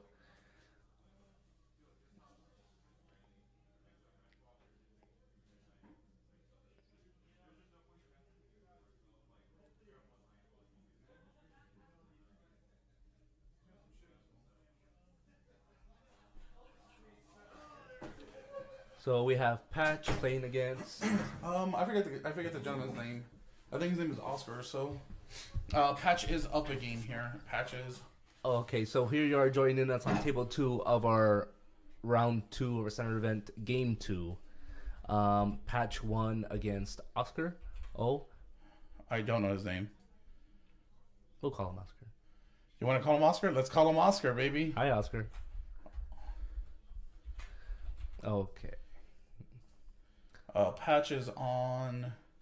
Oh, I think we have a mirror match going on here. Black-white versus black-white. Oh, God. Why do they do this to each other?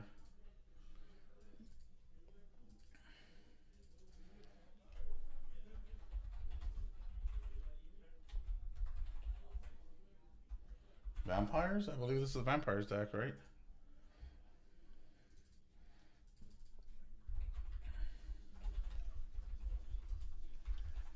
Let us know in the comments right now. Do you hate the mirror match as much as I do? Because I really hate it, no matter what format. Really? You hate the mirror matches no matter what? Yes. Yes, I do. Why is that? It's so grindy. You already know what's coming. It takes the fun out of it, you know? You may as well be playing against a mirror. Like an actual physical mirror. A physical mirror. Yes. Gotcha. I'll put table 1 and 2 here. Okay, we have Patch at 19 to Oscar 19. Yeah, both players 19 across the board.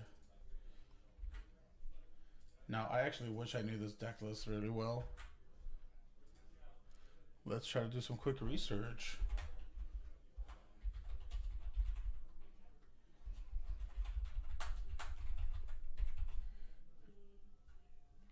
Power that's inside Pokemon, gotta catch 'em. It's me and you. Yeah, so let's try to see what kind of cards they end up playing here.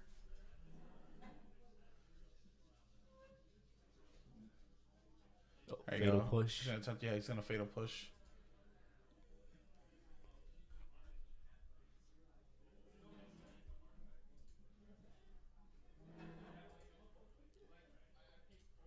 who tagged me and stuff. Okay.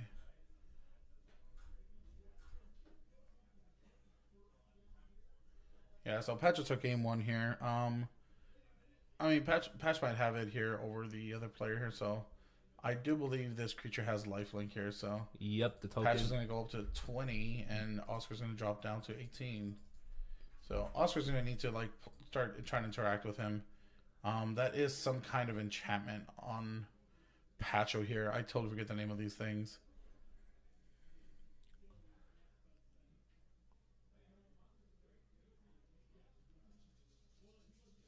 This is so odd. I think this is enchantment where he has to discard a card or sacrifice a non-land permanent, or he loses 3 life. Bringing Patch Or down loses to 2 life. So 14. So he chose, geez. Yeah, so you lose 3 life. So Patch choosing not to care about the damn thing. So he's going to play his own thing, giving him more and more. Lifelink tokens. Vampire is going to swing in for another 2 here. Patch was going to try to stay ahead of these enchantments. Whoop. Patch went up to 15, and Oscar dropping down to a healthy 17, I want to say. This is a very, very healthy 17. So now Patch is going to be able to keep up with one of these triggers now that he has. So it's untap, upkeep, the enchantments are going to trigger. Okay, Patch is taking not it. going to care. Dropping down at 9. Patch said, just bring it. I feel like he feels pretty stable right now, considering his board presence and considering the opponent's lack of a Yes. board presence. Correct. So I do believe he played an Anthem effect here. So, oh yeah, then now they have Vigilance. Ooh, swinging in. Yeah, Oscar here dropping down to 9. Ooh, switching life Patrick totals. going up to all the way back up to 17. This is going to be a really quick game here. It's going to end much quicker than we thought we would. Who knows? Maybe Oscar surprises with a Bantu. Pontu's Last Reckoning. Yeah, it's a possibility. That'd be amazing, actually. Possible Looks like he's sideboard. just going to play a land and... Oh, Ooh. Verdius Gearhulk. No, that is not the Verdius Gearhulk. That is... the White Gearhulk. Catechism Gearhulk.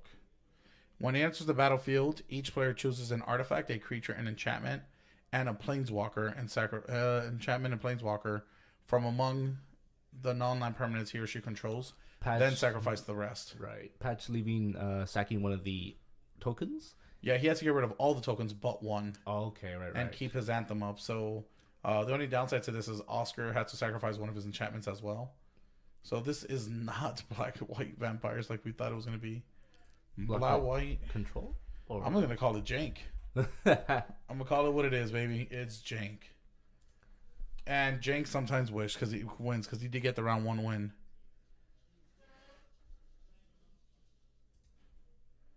So we'll see what he ends up doing here. Patrick dropping down a 14 life on his turn. But not being able to attack.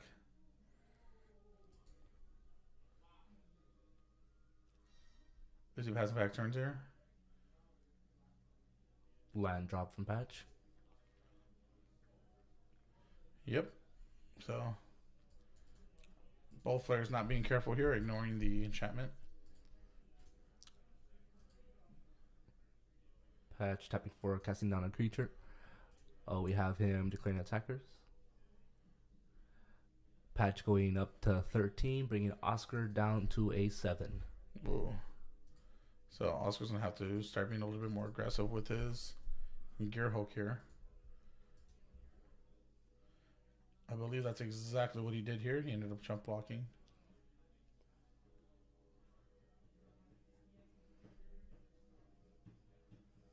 So what's going on here? Oh, we had a response from Oscar on his end. Gotcha.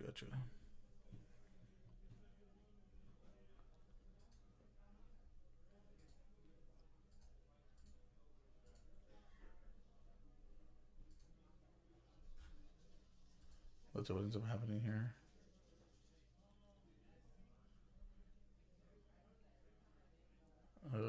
Seems to be some kind of...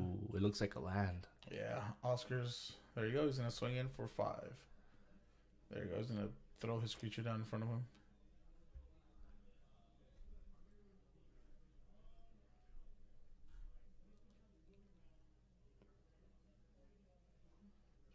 There it is. Trigger's gonna go on a stack. Patch is gonna ignore it and say, "I'll take the 10. Mhm. I'll take the 3 damage. Go to 10."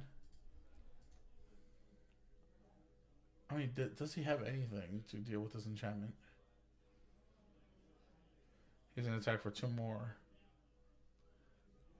Okay, patch 12, bringing Oscar down to 5. I feel like Patch has been keeping up fairly well with, especially with despite the enchantment. Yeah. He's been keeping on the aggro.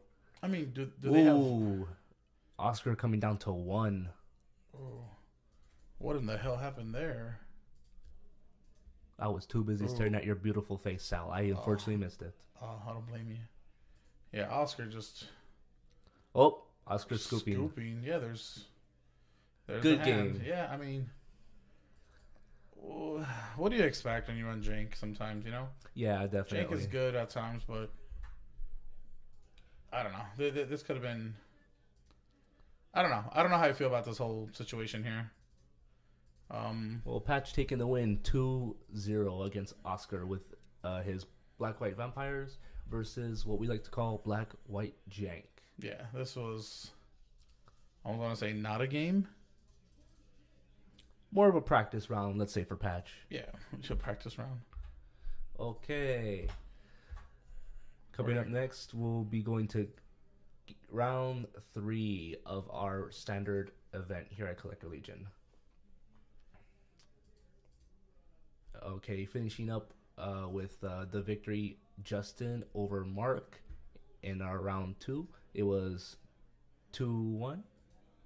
Yep. And finishing up here with Patch, 2-0 victory. That works out. We will be right back after this.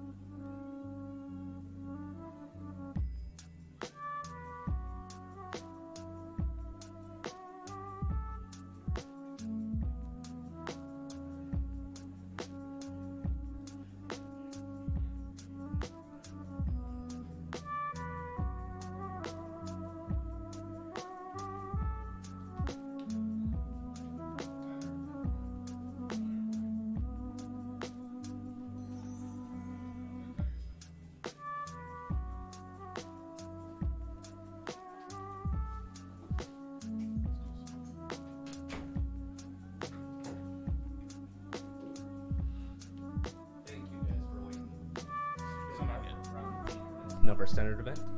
There we go. Welcome back, guys. How are we all doing today? Well, they must be doing really good, huh? If they stayed here. So we're gonna cut the jazz music there for a bit. So we will have JMB again.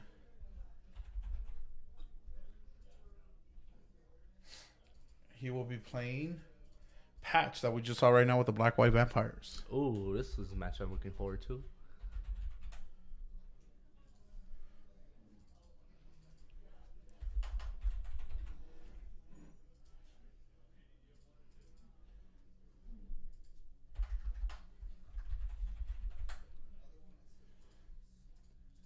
And there we go, baby. We are back. Let's see who's on the play first of all. JB coming off a 2-1 victory, and we have Patch coming on a 2-0 victory. 2-0 correct? victory, correct. You are Ooh. 100% correct.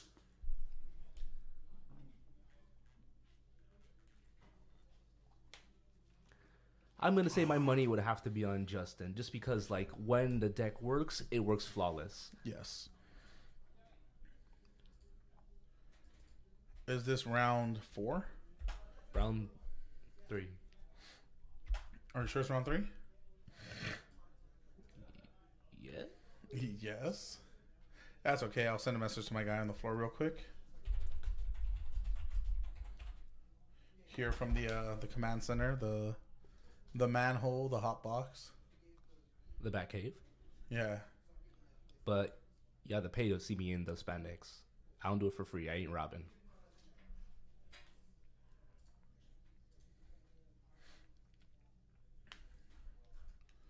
Let me just mute this Facebook notification. Facebook has been notified. Did you end up seeing what Nate made for Mike Larson? I did not, sir. You did not see this? No. Dude. How did you not see this? Hello. How's it going? What round? 3. Told Yeah, ya. round 3. Okay, yeah. So we're 2 ahead. Press roundos. There we go. And We're how gonna many see the- rounds do we have planned for our standard event tonight? 4 4 rounds. Second last round here coming up. So you didn't see this, dude? This was amazing. That is magnificent. Yeah. That is playmat worthy. I don't know No. about that. I don't. Crocs better. Yeah. I mean, no, the whole point is about it being like this messed up. Well, I've seen mats with Sal's face on it, so that's the scope of the rating, I'd say. Yeah. Who would be answering? Yeah, so yeah, dumbass story behind all of this. Mike Larson showed up to a Modern 1K event and promised Frank Lepore he's top dated a pro tour before. He was part of the Ojazi Winter whole shabako. He got gut shotted to death by LSV in the top 8, yeah, which was amazing. So Mike Larson and him are actually really good friends. And he told him, if you go 0-3 and drop at this Modern 1K, I will no longer be friends with you. I know that's what happened. Yes. So this is an official meme that somebody made of Mike Larson feeling sad, and me and Frank Lepore now actually being best friends. Us showing our love to our fellow Legionites here. Yeah. There you go. Yeah. There you go. Enough with the memes. So we'll see what they're... What do you mean enough of the memes? You It's can all never about have the enough memes, isn't it? It's never enough memes. Never enough memes. So we're waiting here to see who is... Did somebody go to the restroom? I think so. So it's actually really freaking when somebody stands perfectly still this way, because you can't tell if the camera's broken or if they're just standing Move your still. hand. Wiggle your little toe, yeah. Thanks. There we have Patch saying hi to the audience here. Patch isn't dead.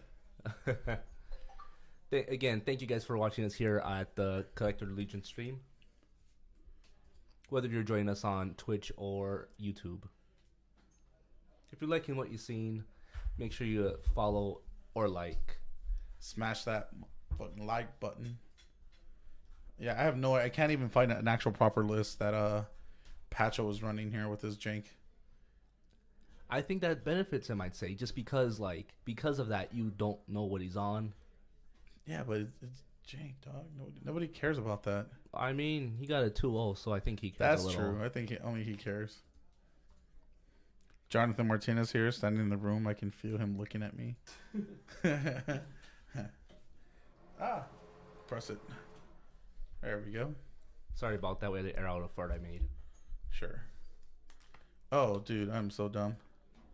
I did not have the stream up on stream. So, everybody missed the amazing Frank Lepore image meme. Maybe for the better. No. The world must see the meme that is Frank Lepore. So, like, I hope that he's actually streaming right now and people see this, like, while scrolling and, like point it out. So, I'm going to leave it up here for just, like, a bit until it, like, gets imprinted into the, what do you call it? Like, the Twitch, whatever the hell. Way to go, guys. Kicking around my camera. Thank you. And we have the die roll to decide who is on the play. We can't even see. What are they rolling? Well, I mean, I'm gonna do this thing like Fight Club, where like while we're watching and commentating, I'm just gonna flash this the meme. Like it was imprint in porn. subliminal messaging into Yeah. the viewers. All right, so JMB here. I mean, Patch ended winning the die roll, played land past. JMB playing a tap line and go. So these are those weird hands. So like if he has the turn 2 Ether Hub into the Glintsleeve Siphoner here, like this can just be really, really good for JMB here. Unfortunate he does not have that turn. He does, however, though, have the Servant, so he'll be able to ramp into a Bristling Hydra if he wants. Ooh, 2 energy and 20 life on Justin's end, and we got Patch at 19 life. Patch jumping on 19. Land drop from Patch.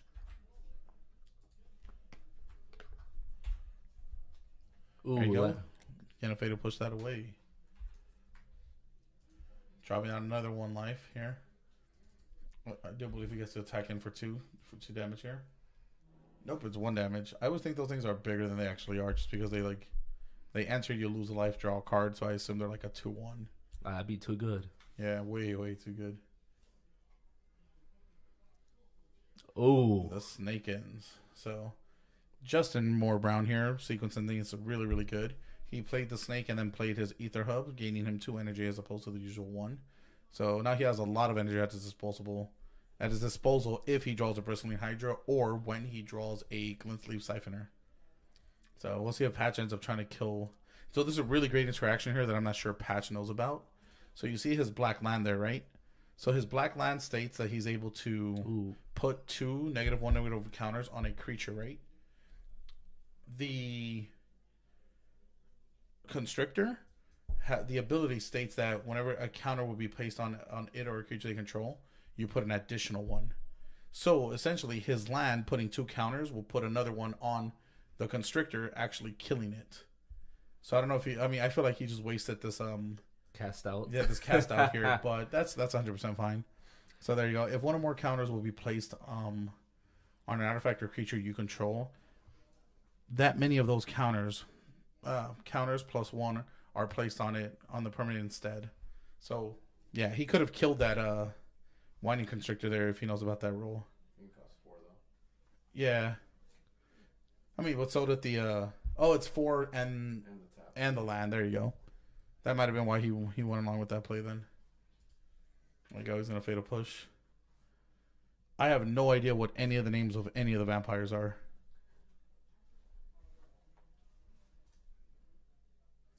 I assume you got the buy, Martinez? Yeah. Get wrecked. Suck. Get wrecked. Travel 20 miles, pay $5, and scrub out. You lost the first round. I lost the first 2 rounds.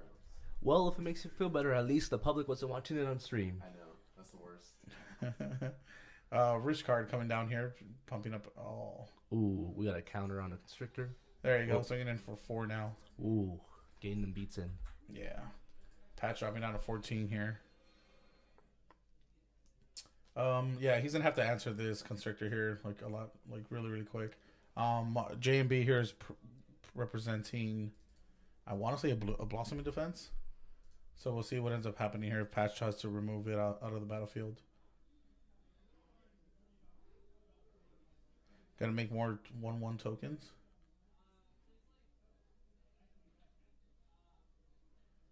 Yeah, that's the card that makes the 1/1 vampires, correct? There you go. Patch likes the. There it is. I mean, I don't know how I feel about this deck. It seems okay. It just feels like he can't like play the grindy matchup, you know? Yeah, definitely. So I don't know. Maybe he'll stick to this.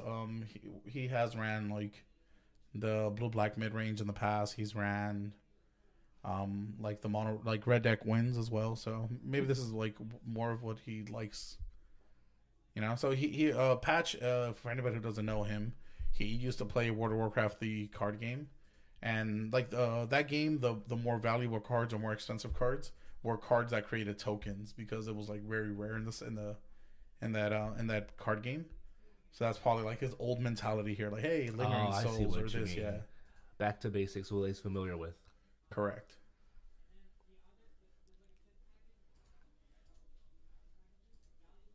Ooh, Hydra coming down on Justin's end.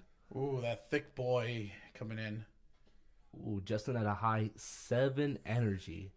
Oh, this is amazing, especially because like now that Bristling Hydra's gonna get 2 energies per activation because of the constrictor.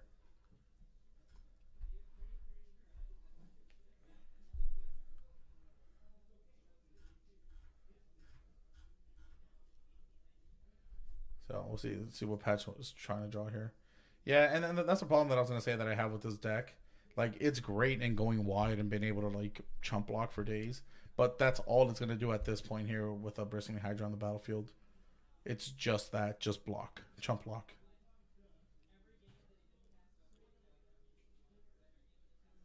Yeah, Patch has just been flooded out here in this game.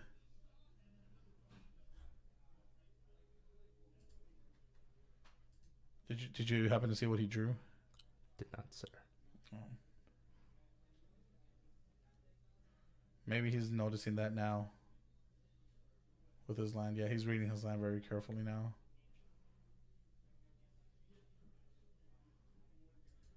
Come on, Patch. The suspense is killing me. What are you going to do?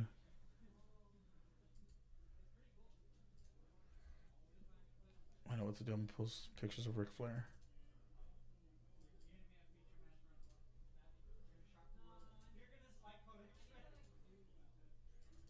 Come on, Patch.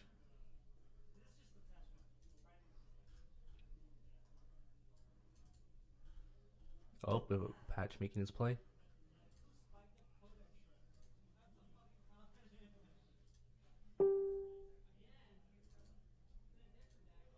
There it is.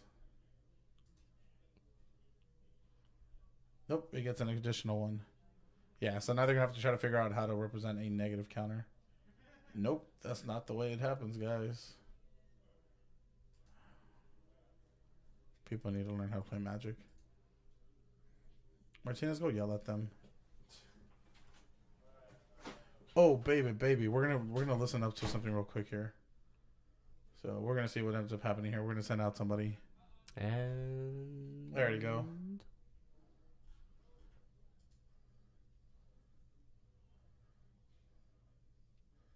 How many counters did it have, though? Oh, it had 1 counter.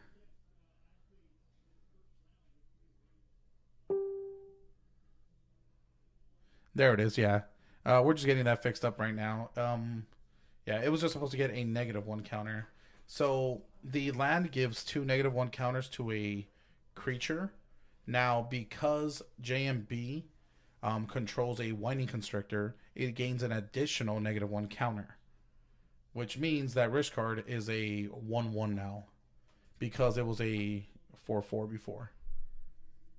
So thank you very much, Martinez, for getting that all fixed up. Yep. So happens when you have a buy, you can do this. Yep.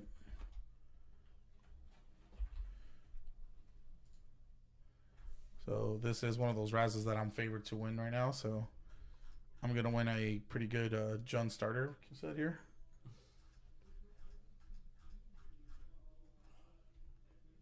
You do it. Out of 200 something people. I'll take you out to dinner. Baby. There you go. So Oh, looks like we have more token creation on Patch's Yeah. side. and he's just going to pass turn here. Yeah. JMB needs to start being a little bit more aggressive here in this game. to start clearing up all the tokens out of the way so he can actually start getting in for real damage. Definitely, because until then he can't get past his defenses. Yeah, this is just one. Like at this point, I think it's fine just sacrificing your risk card. Also, pumping your bristling Hydra. Like even if they like triple block it, like I think you're fine. We're gonna see here another bristling Hydra. Yeah. So now more than ever, he should be a lot more aggressive with his attacks, especially that he has a second bristling Hydra. Definitely. I think he's just trying to be way too safe in this end. Well, I mean, we saw him being a little bit too safe in the game against Mark. Like, he ended up attacking, bringing down Mark to 4 life, and then playing the Virtuous Gear Hulk when he could have played the Virtuous Gear Hulk and put all the counters on the creatures on the battlefield to actually swing for lethal. So, JB likes playing it a little bit too safe, and there goes. Ooh, there goes the team. Yeah. Ooh. He doesn't care about his risk card anymore. It's 1 more damage. Yeah. All right, baby. Gonna excuse me, ladies and gentlemen, for a bit. Morning, fans. We have a Jund starter kit. This is brought to us by Justin P. We have 264 spots. 4 of those spots are for me for video. Thank you very much, Justin. Very excellent of you, sir. Let's get these names. And we get them into our list randomizer. Current local time is 11:58 p.m. Eastern Standard. Good to roll our virtual dice. Needs to be greater than a 4. It's a 7. We can use that. Let's get this timestamp. Let's see if I won this, baby. Timestamp it, and again randomizing the list 7 times. Good luck to everybody that's involved. That's once. Twice. 3 times. 4. 5. Grim was 5. 6. And 7, just to baby. be sure, Come lucky on, number baby. is 7. Next one on top is the winner. Come on, Congratulations to Ooh, David Reed. No. Where the hell is my name? You are the winner of this round. Kermit's at the bottom. Trash. It's rigged. Whenever I don't win one of these, it's clearly rigged. And we had a cast out confirmed patch on the Constrictor. So right now Justin just has his 2 Hydras on the battlefield. Oh, my mistake. Only 2. 3. There's a 3. third one. Yes, the glare is covering up the 3rd. Oh wait, no, he has all his other creatures as well. My mistake. So Patch's current life total is Back up is he to back up to 20. He is. Hey, them likely vampires. Hey, must be the money. Yeah, and this is what I was saying. Like, Justin should have started being a lot more aggressive a lot earlier in the game. This might end up having him to lose it. This is also just game 1 though, so. I mean, he has 12 energy. He could have pumped them up in response to losing his Constrictor. But again, he's just a very, very cautious player, so. I think he still has his restrictor. It's at the bottom. Is that the Constrictor here? Yeah. Oh, you're right. That was the one that was All these stupid previously glares. casted out earlier on in the game. And how to get rid of it? Did he? Damn it, Harrison responding all late.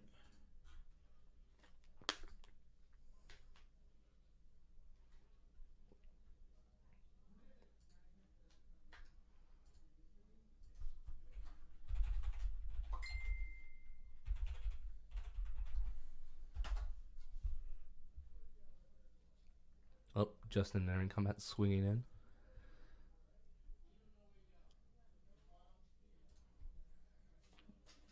There you go. He's going to have to sacrifice some of his tokens here. Yep, jump blocking.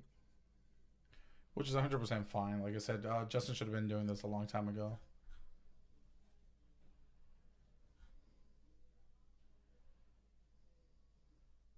Okay. Alright, he's going to choose to pump.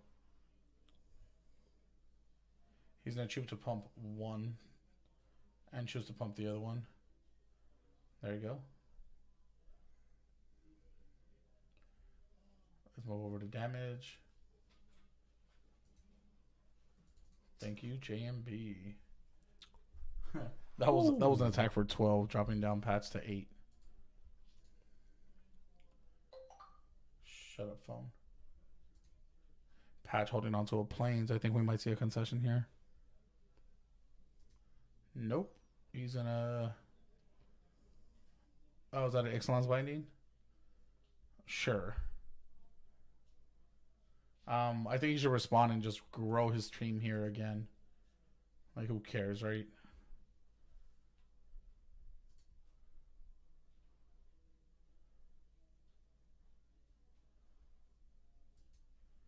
Why are they confused?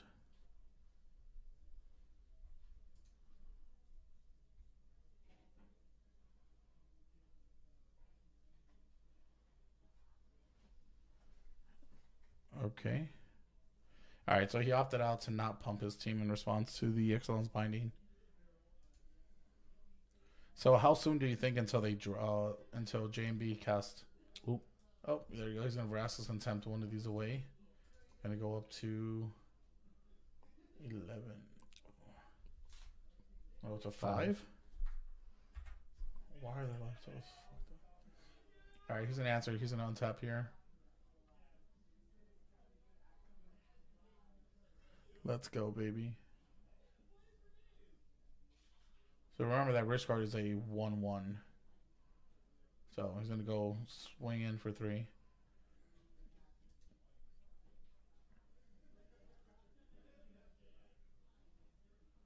So I think he's going to triple. He's going to block 1 on each here.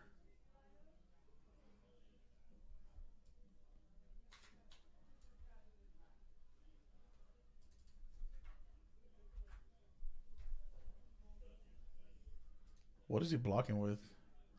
I think he has the enchantment or they get +1/+1. Gotcha. Right there in the corner. Oh, right here. Yeah. You know, that's also one of the reasons I don't put him on stream. I always tell him to play everything like close by. And he still does it like super wide. That'd be too convenient for us, Sal. Oh, exactly. It's not like we're trying to keep track of the board state without listening anyway, right?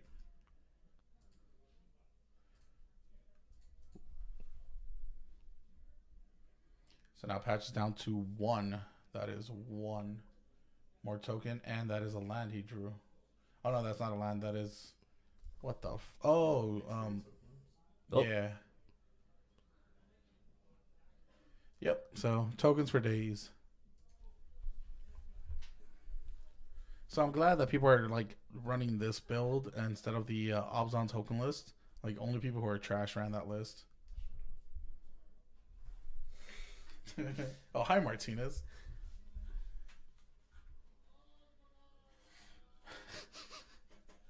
Blue sucks.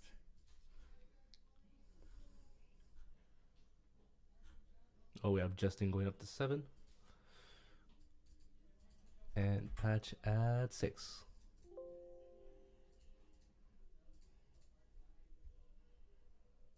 Patch is just staying alive, isn't he? I'm telling you, it's those lifelink vampire tokens. Justin Yep. swinging in again, chump blocking, bringing Patch up to 12. Who would knew attacking would make your opponent gain life, right? Good old Richard Garfield intended that. That is a J-Light Ranger, I believe.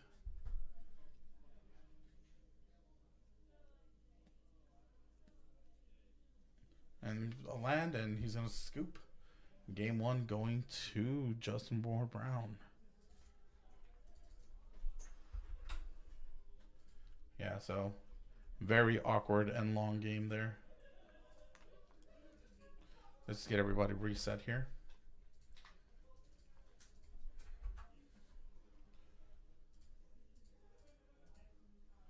And once again, if you are in the local California region, please feel free to find MTG Scoops on Facebook.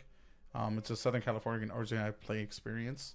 Henry runs and organizes the Facebook group. We post all PPTQs and competitive events and prize payout events for standard, legacy, and modern.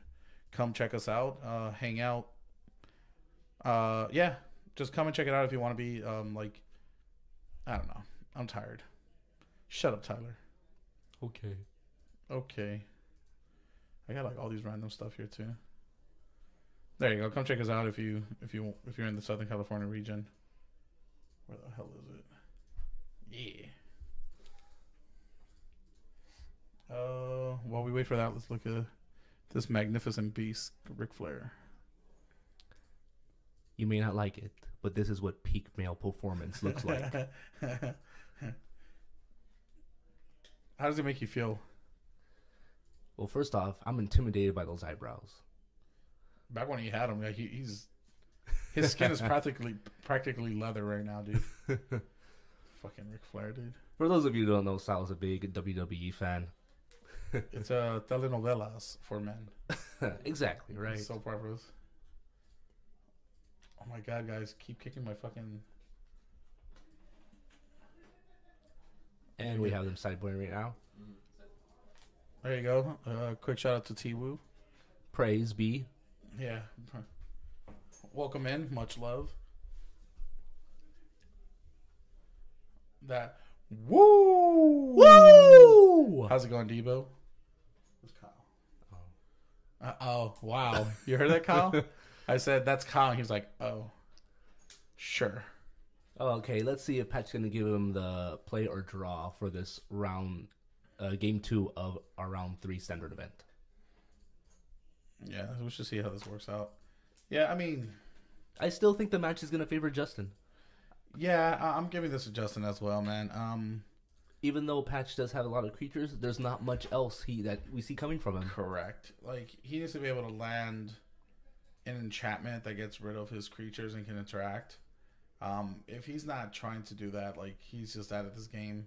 Definitely. As you saw, like, the Bristling Hydras were just withering away at the tokens.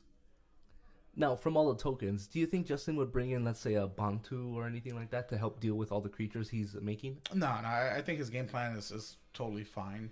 He's just going to play bigger creatures, better creatures, and, like, wither him down so he can't do anything. Oh, Kyle coming in with the shade. Who let Tyler try to talk about Magic? Joke's on you. I can't read the stream because I can't read. Yeah, exactly. He's dyslexic. So, Johnny Luna did not show up today. He's feeling a little sick and under the weather. Tyler just happened to be here, and instead of standing around playing with himself, he decided to head over and join me up on here on stream. Good times. All around. All Yeah. around, folks.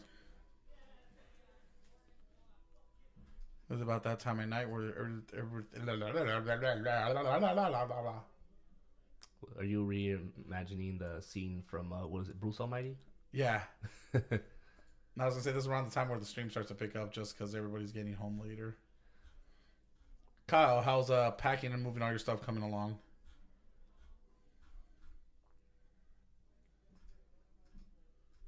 Eric F. Apparently Frolic. That picture looks funny, huh? Mm-hmm. I'm a potato.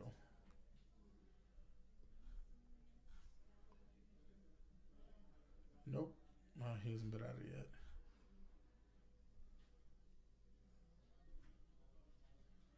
Ooh, somebody's getting rid of all of Burn.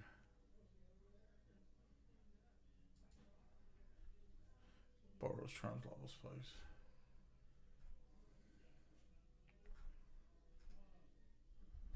Oh.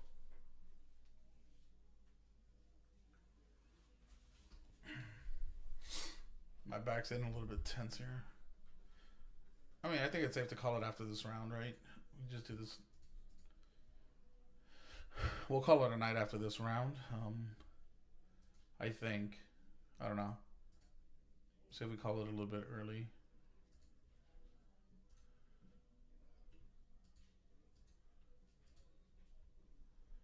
Make sure you stay tuned and follow. We will start trying to do like some giveaways where you can win a t-shirt from Collector Legion, like I showed earlier today with some people wearing it. Yeah, let us know what you guys want to win and or buy, and we'll try to provide it. We got the Collector Legion t-shirts. We also have the Eat a Deck Max coming out soon. Yeah.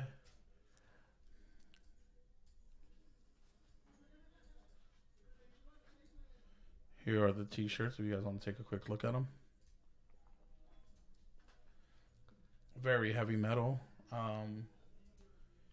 quick story on our card shop here in Gardena, California. The owners were all really, really heavy into metal, and they wanted to make their T-shirts look as metal as possible. Fun fact: even though that does look like a skull on her chest, it's actually a guy posing with two arms, with two weapons across him. But if you shrink it, it looks like a skull from far away. Oh, I'll be damned. You're right. Yeah, that was the design to the shirts. Oh, there was a point to that. Yeah, so from far away they look like skulls on her T-shirt, and up close and more detail you get the shield down the middle and then cross hatchet. So Nice. there you go, guys. We're very diverse card shop. All right, so it looks like Patch. I think they're both taking a mulligan here. Yeah, I believe so. At the very least, I believe Patch is taking a mulligan. I'm not sure about J&B. Patch here, I think, is going to keep this really risky hand. Okay, Ooh. so yeah. Yeah, I don't like this hand that Patch kept. It has a lot of 3 drops, and he only has 2 lands. 1 in hand. Oh, no, there, he did scry the 3rd. So, let's see if he has a turn 3 play here. He does not. J&B going to curve out and play his... Yeah.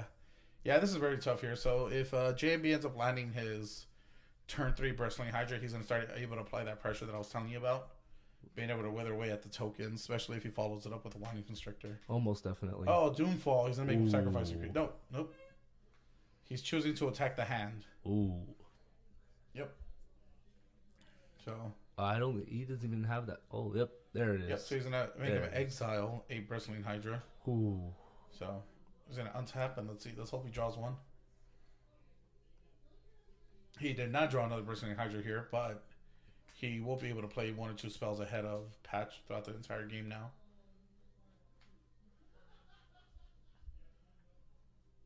Both players playing very hesitant here. Oh. Rish card. Here we go. Yep.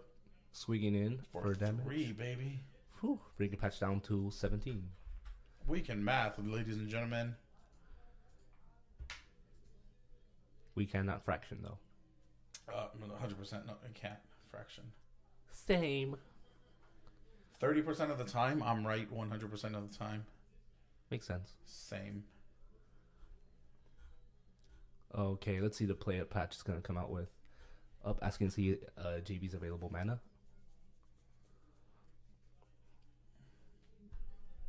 Oh. Field of Ruins is line. Field of Ruins is actually a great card. Amazing. It has whooped me in Modern more than I'd like to admit, sir. And it hasn't even been out for that long, so you should be ashamed of yourself. I am. More than usual. More than usual. 100%. Yeah, so Field of Ruin has seen many, many homes now in Standard and as well as Modern. Definitely. I think it's overall just a strong card. Yeah, it's very powerful. It helps cut off your opponent from certain resources early game. It helps like this. It helped him trigger his Revolt trigger for him to use his Fatal Push successfully. So we're going to see Justin Brown, J&B untap here. Let's see what his draws look like. Oh, there he is with the Aether Hub. Yep, gaining more energy. 3 energy. So we're going to get in here for 2 more damage against him. Swing in. Driving him down to 14. Oh, man. Oh, another play coming out from JB. There you go. I do believe that is another Servant. So we're going to see what Patch ends up doing here. Tokens. He's Here gonna we create go. more tokens, yeah. Here we go. Which is totally fine because like he's gonna net 2 life here on the attack, but that's pretty much all he's gonna be able to do. So yeah, he gains 3 tokens. So what he can do here is either triple block one or double block the other. Oh. Yeah. He's going to push one, I believe. Yep. I do believe that was a premature block, fatal push here. Unless he had a really good strategy in this turn. Because he could have attacked for both, and if he chooses to double or triple block on one end, definitely, he can fatal push to blow him out. Okay, here he's swinging in. Patch taking the damage, bringing him down from 14 all the way down to Well, swinging in for 5, you should bring him down to 9. Yes. Oh, you are correct, sir. So you can math more than me. What this is representing, Patch might have some kind of anthem effect here to be able to like pump up the creatures and swing in for more. Nope, he's just gonna make more vampire tokens here. Well, serve them well, I guess. Again, he has those for chump blockers, but aside from that, though, we haven't seen much out of the deck other than creatures and lifelink. That's how this deck tries to win. It just tries to go wide and quote try. Yeah, I mean, what does this deck think it is? Like Abzan? Get out of here. I just think Justin had it from the Lingering start. Souls is also just like a better card overall. True. Justin's deck has what I believe Patch doesn't, and that's versatility. Yes, synergy as well. Yes, definitely. A little bit more synergy than his just like tokens, anthem, swing. Okay, Justin getting the count on how many he has to deal with. So we'll see what he does. What he chooses to do here. JMB, what do you have in your hand, brother? Juicy mini burger.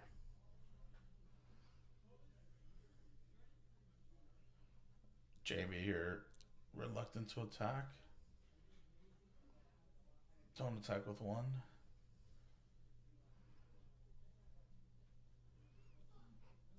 Come on.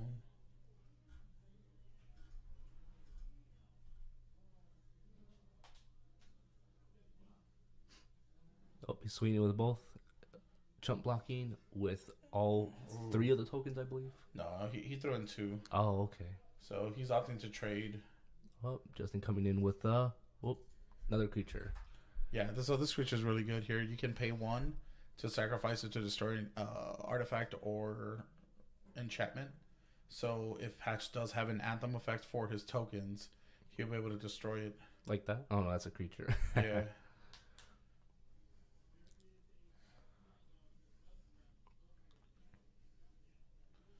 Patch swinging in here for 2. Gaining 2 life off of that and bringing Justin down to a 16. Yep. 14. Oh, 15 to 14.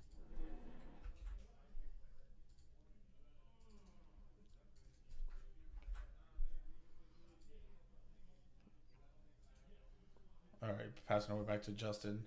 If Justin stops drawing lands here, he can start trying to put more pressure on the board. He started off with a really good hand, but then started flooding out. So, all right, so he got his land. So, if he has nothing else to do here, he'll sacrifice the land to kill something. Which I believe might be the play for this turn, since he can't do much. He only has 2 cards in hand. Let's see. Oh, he's going to Veracity Tempted. Okay. Gain some life off of that. Yep, bringing him to 17. And swinging with both creatures. No blocks from Patch, obviously. Bringing him down to an 8.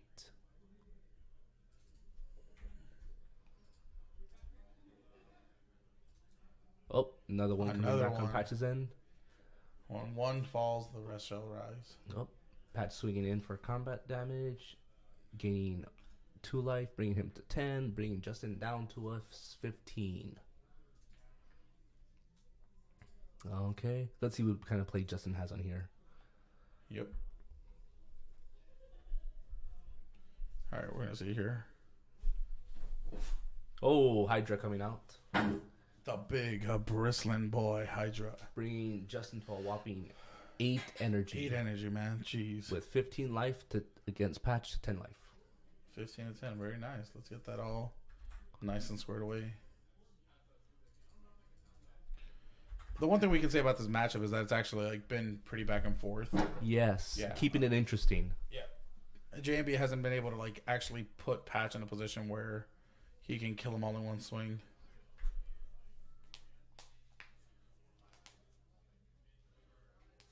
Ooh, that felt good.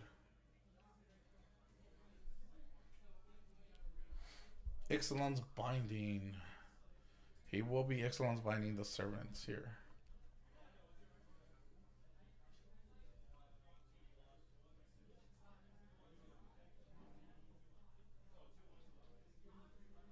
Yeah, he ended up cycling a land there.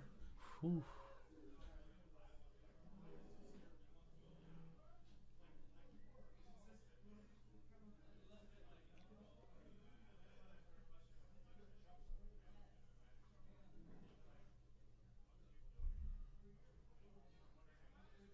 All right, what do we do? What do we do? What do we do?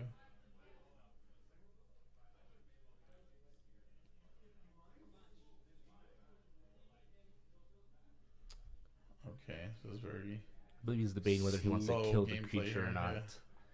Trying to weigh his options.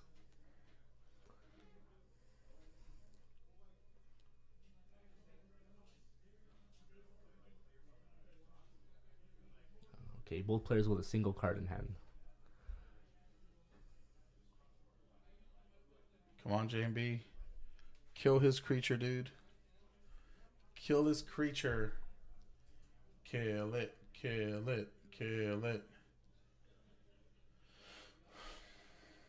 Again, one of the small problems that I told you that I have with these decks. So he's going to cycle his land. Let's see, did it get him anywhere? No, oh, he did draw something, Oh. so. Yes. Bringing him to a whopping 10 energy. Yes. And here we have him swinging in with the Hydra. Big boy. Now let's see if Pat will chump block it with the token. And yes, Yeah. he does indeed. So this is actually really good because this is actually going to allow him. This is the Ether Sphere Harvester that he played here. So what this is actually going to do is going to allow him to start swinging over the head and hit him and gain life like at the same time. Right. So there you go. So he's going to lose a life and draw a card here. Yeah, it's going to go back to 10. So when Ether Sphere Harvester enters the battlefield, you gain 2 energy. You pay 1 energy, it gains lifelink till the end of the turn, and only costs 1 to crew.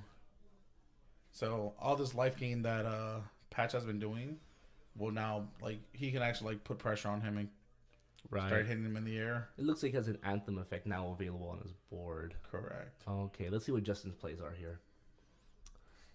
Patch with 2 cards in hand, and we have Justin with a single card in hand. Let's see what he does here.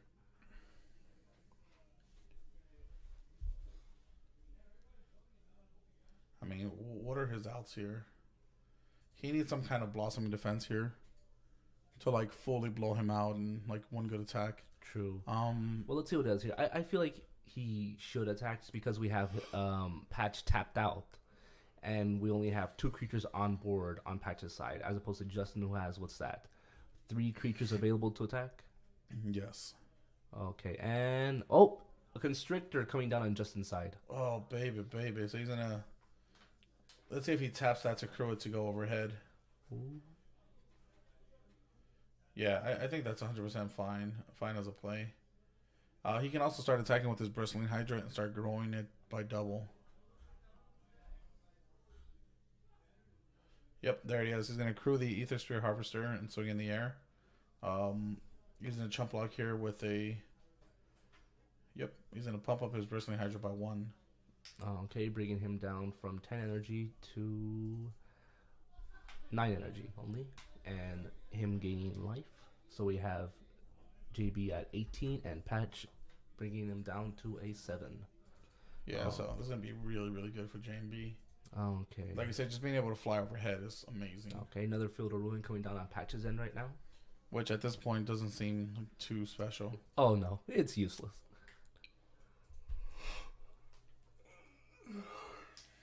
Okay, we have Patch deciding if he wants to attack or not, and he will... Oh, he's going to enter combat, swinging in. Yeah, I mean, he has to start trying to apply his own pressure here. Okay. Justin staring the death in the face, taking the damage, and Patch gaining life, bringing Patch that up to an 8, and Justin down by 4 to 14. Which is totally fine here for him, since he'll be able to gain 3 back of that life. Definitely. Oh, and here we come, Patch with the tokens.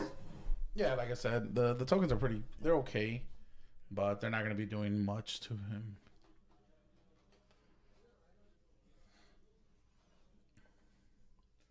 What he needs is a removal spell here, or more Bristling Hydras. Okay.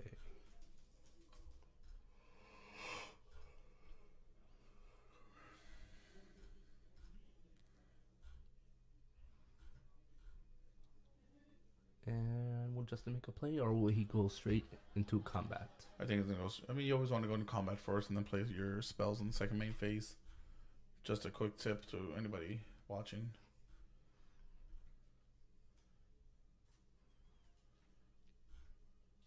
Oh, and it is another constrictor, in fact. Very good.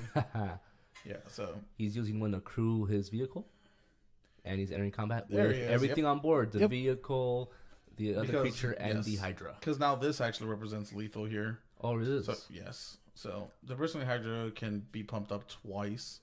Like I said, Trample the damage? Ether Steel, no trample. The Harvester is already flying, so that's already 3 unpreventable damage Oh, there. okay, regardless. So like these chump blocks are pretty much going to negate themselves, and we'll see how everything works out. There you go. Okay, jump blocks. Takes a flying damage, so it brings him down to 5. Yep. Really good play here for Justin. Yep, bringing him up to a 17.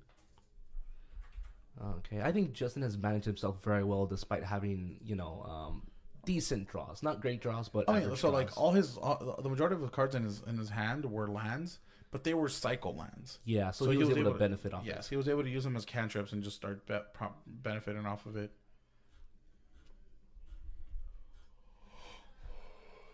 Okay, what is patch up to here? Stuff, And things. things, money, cash. Oh, surprise! More tokens. Another token. Yeah, JMB shouldn't be concerned about any of the tokens here. Okay, Justin with a no card hand, and Patch with single card in hand. Couldn't quite tell what make it is. It's one of those white enchantments. Yes, I believe it's he has one currently on board on one of his creatures.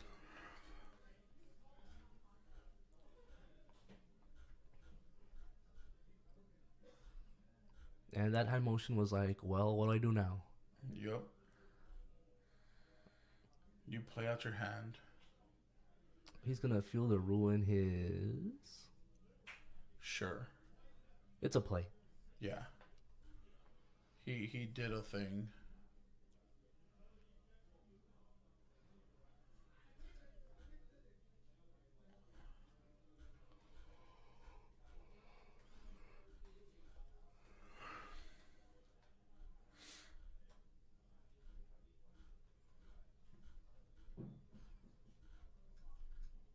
Come on, Patch.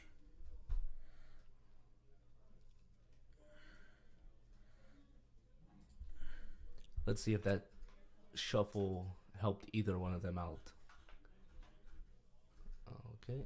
And it looks like he's going to cast his... oh no, he's going to enter combat. Justin counting the damage. And no blocks. Looks like he's taking it all. Bringing him down to an 8. And Patch to a total of 8. So 8 across the field. Oh. Misspoke. Oh no, it's 9.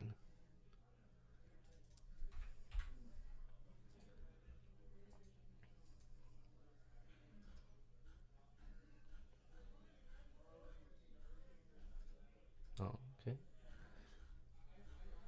Okay, let's see what top deck Justin has. Will it be a game changer? Let's find out.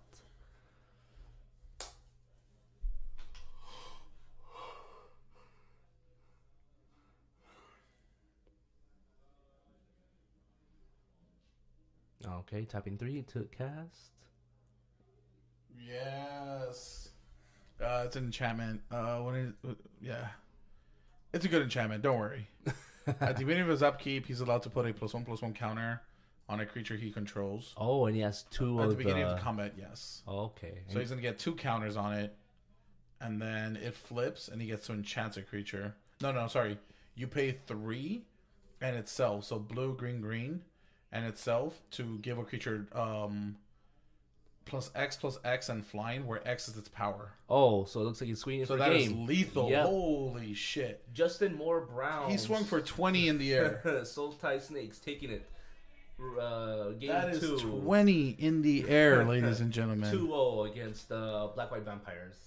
Jesus Christ. All right, I'm gonna play some quick music here. We're gonna go to a quick little commercial break. That might be the end of the stream for now, though, just because they're so tiresome. So let's play some music for you guys.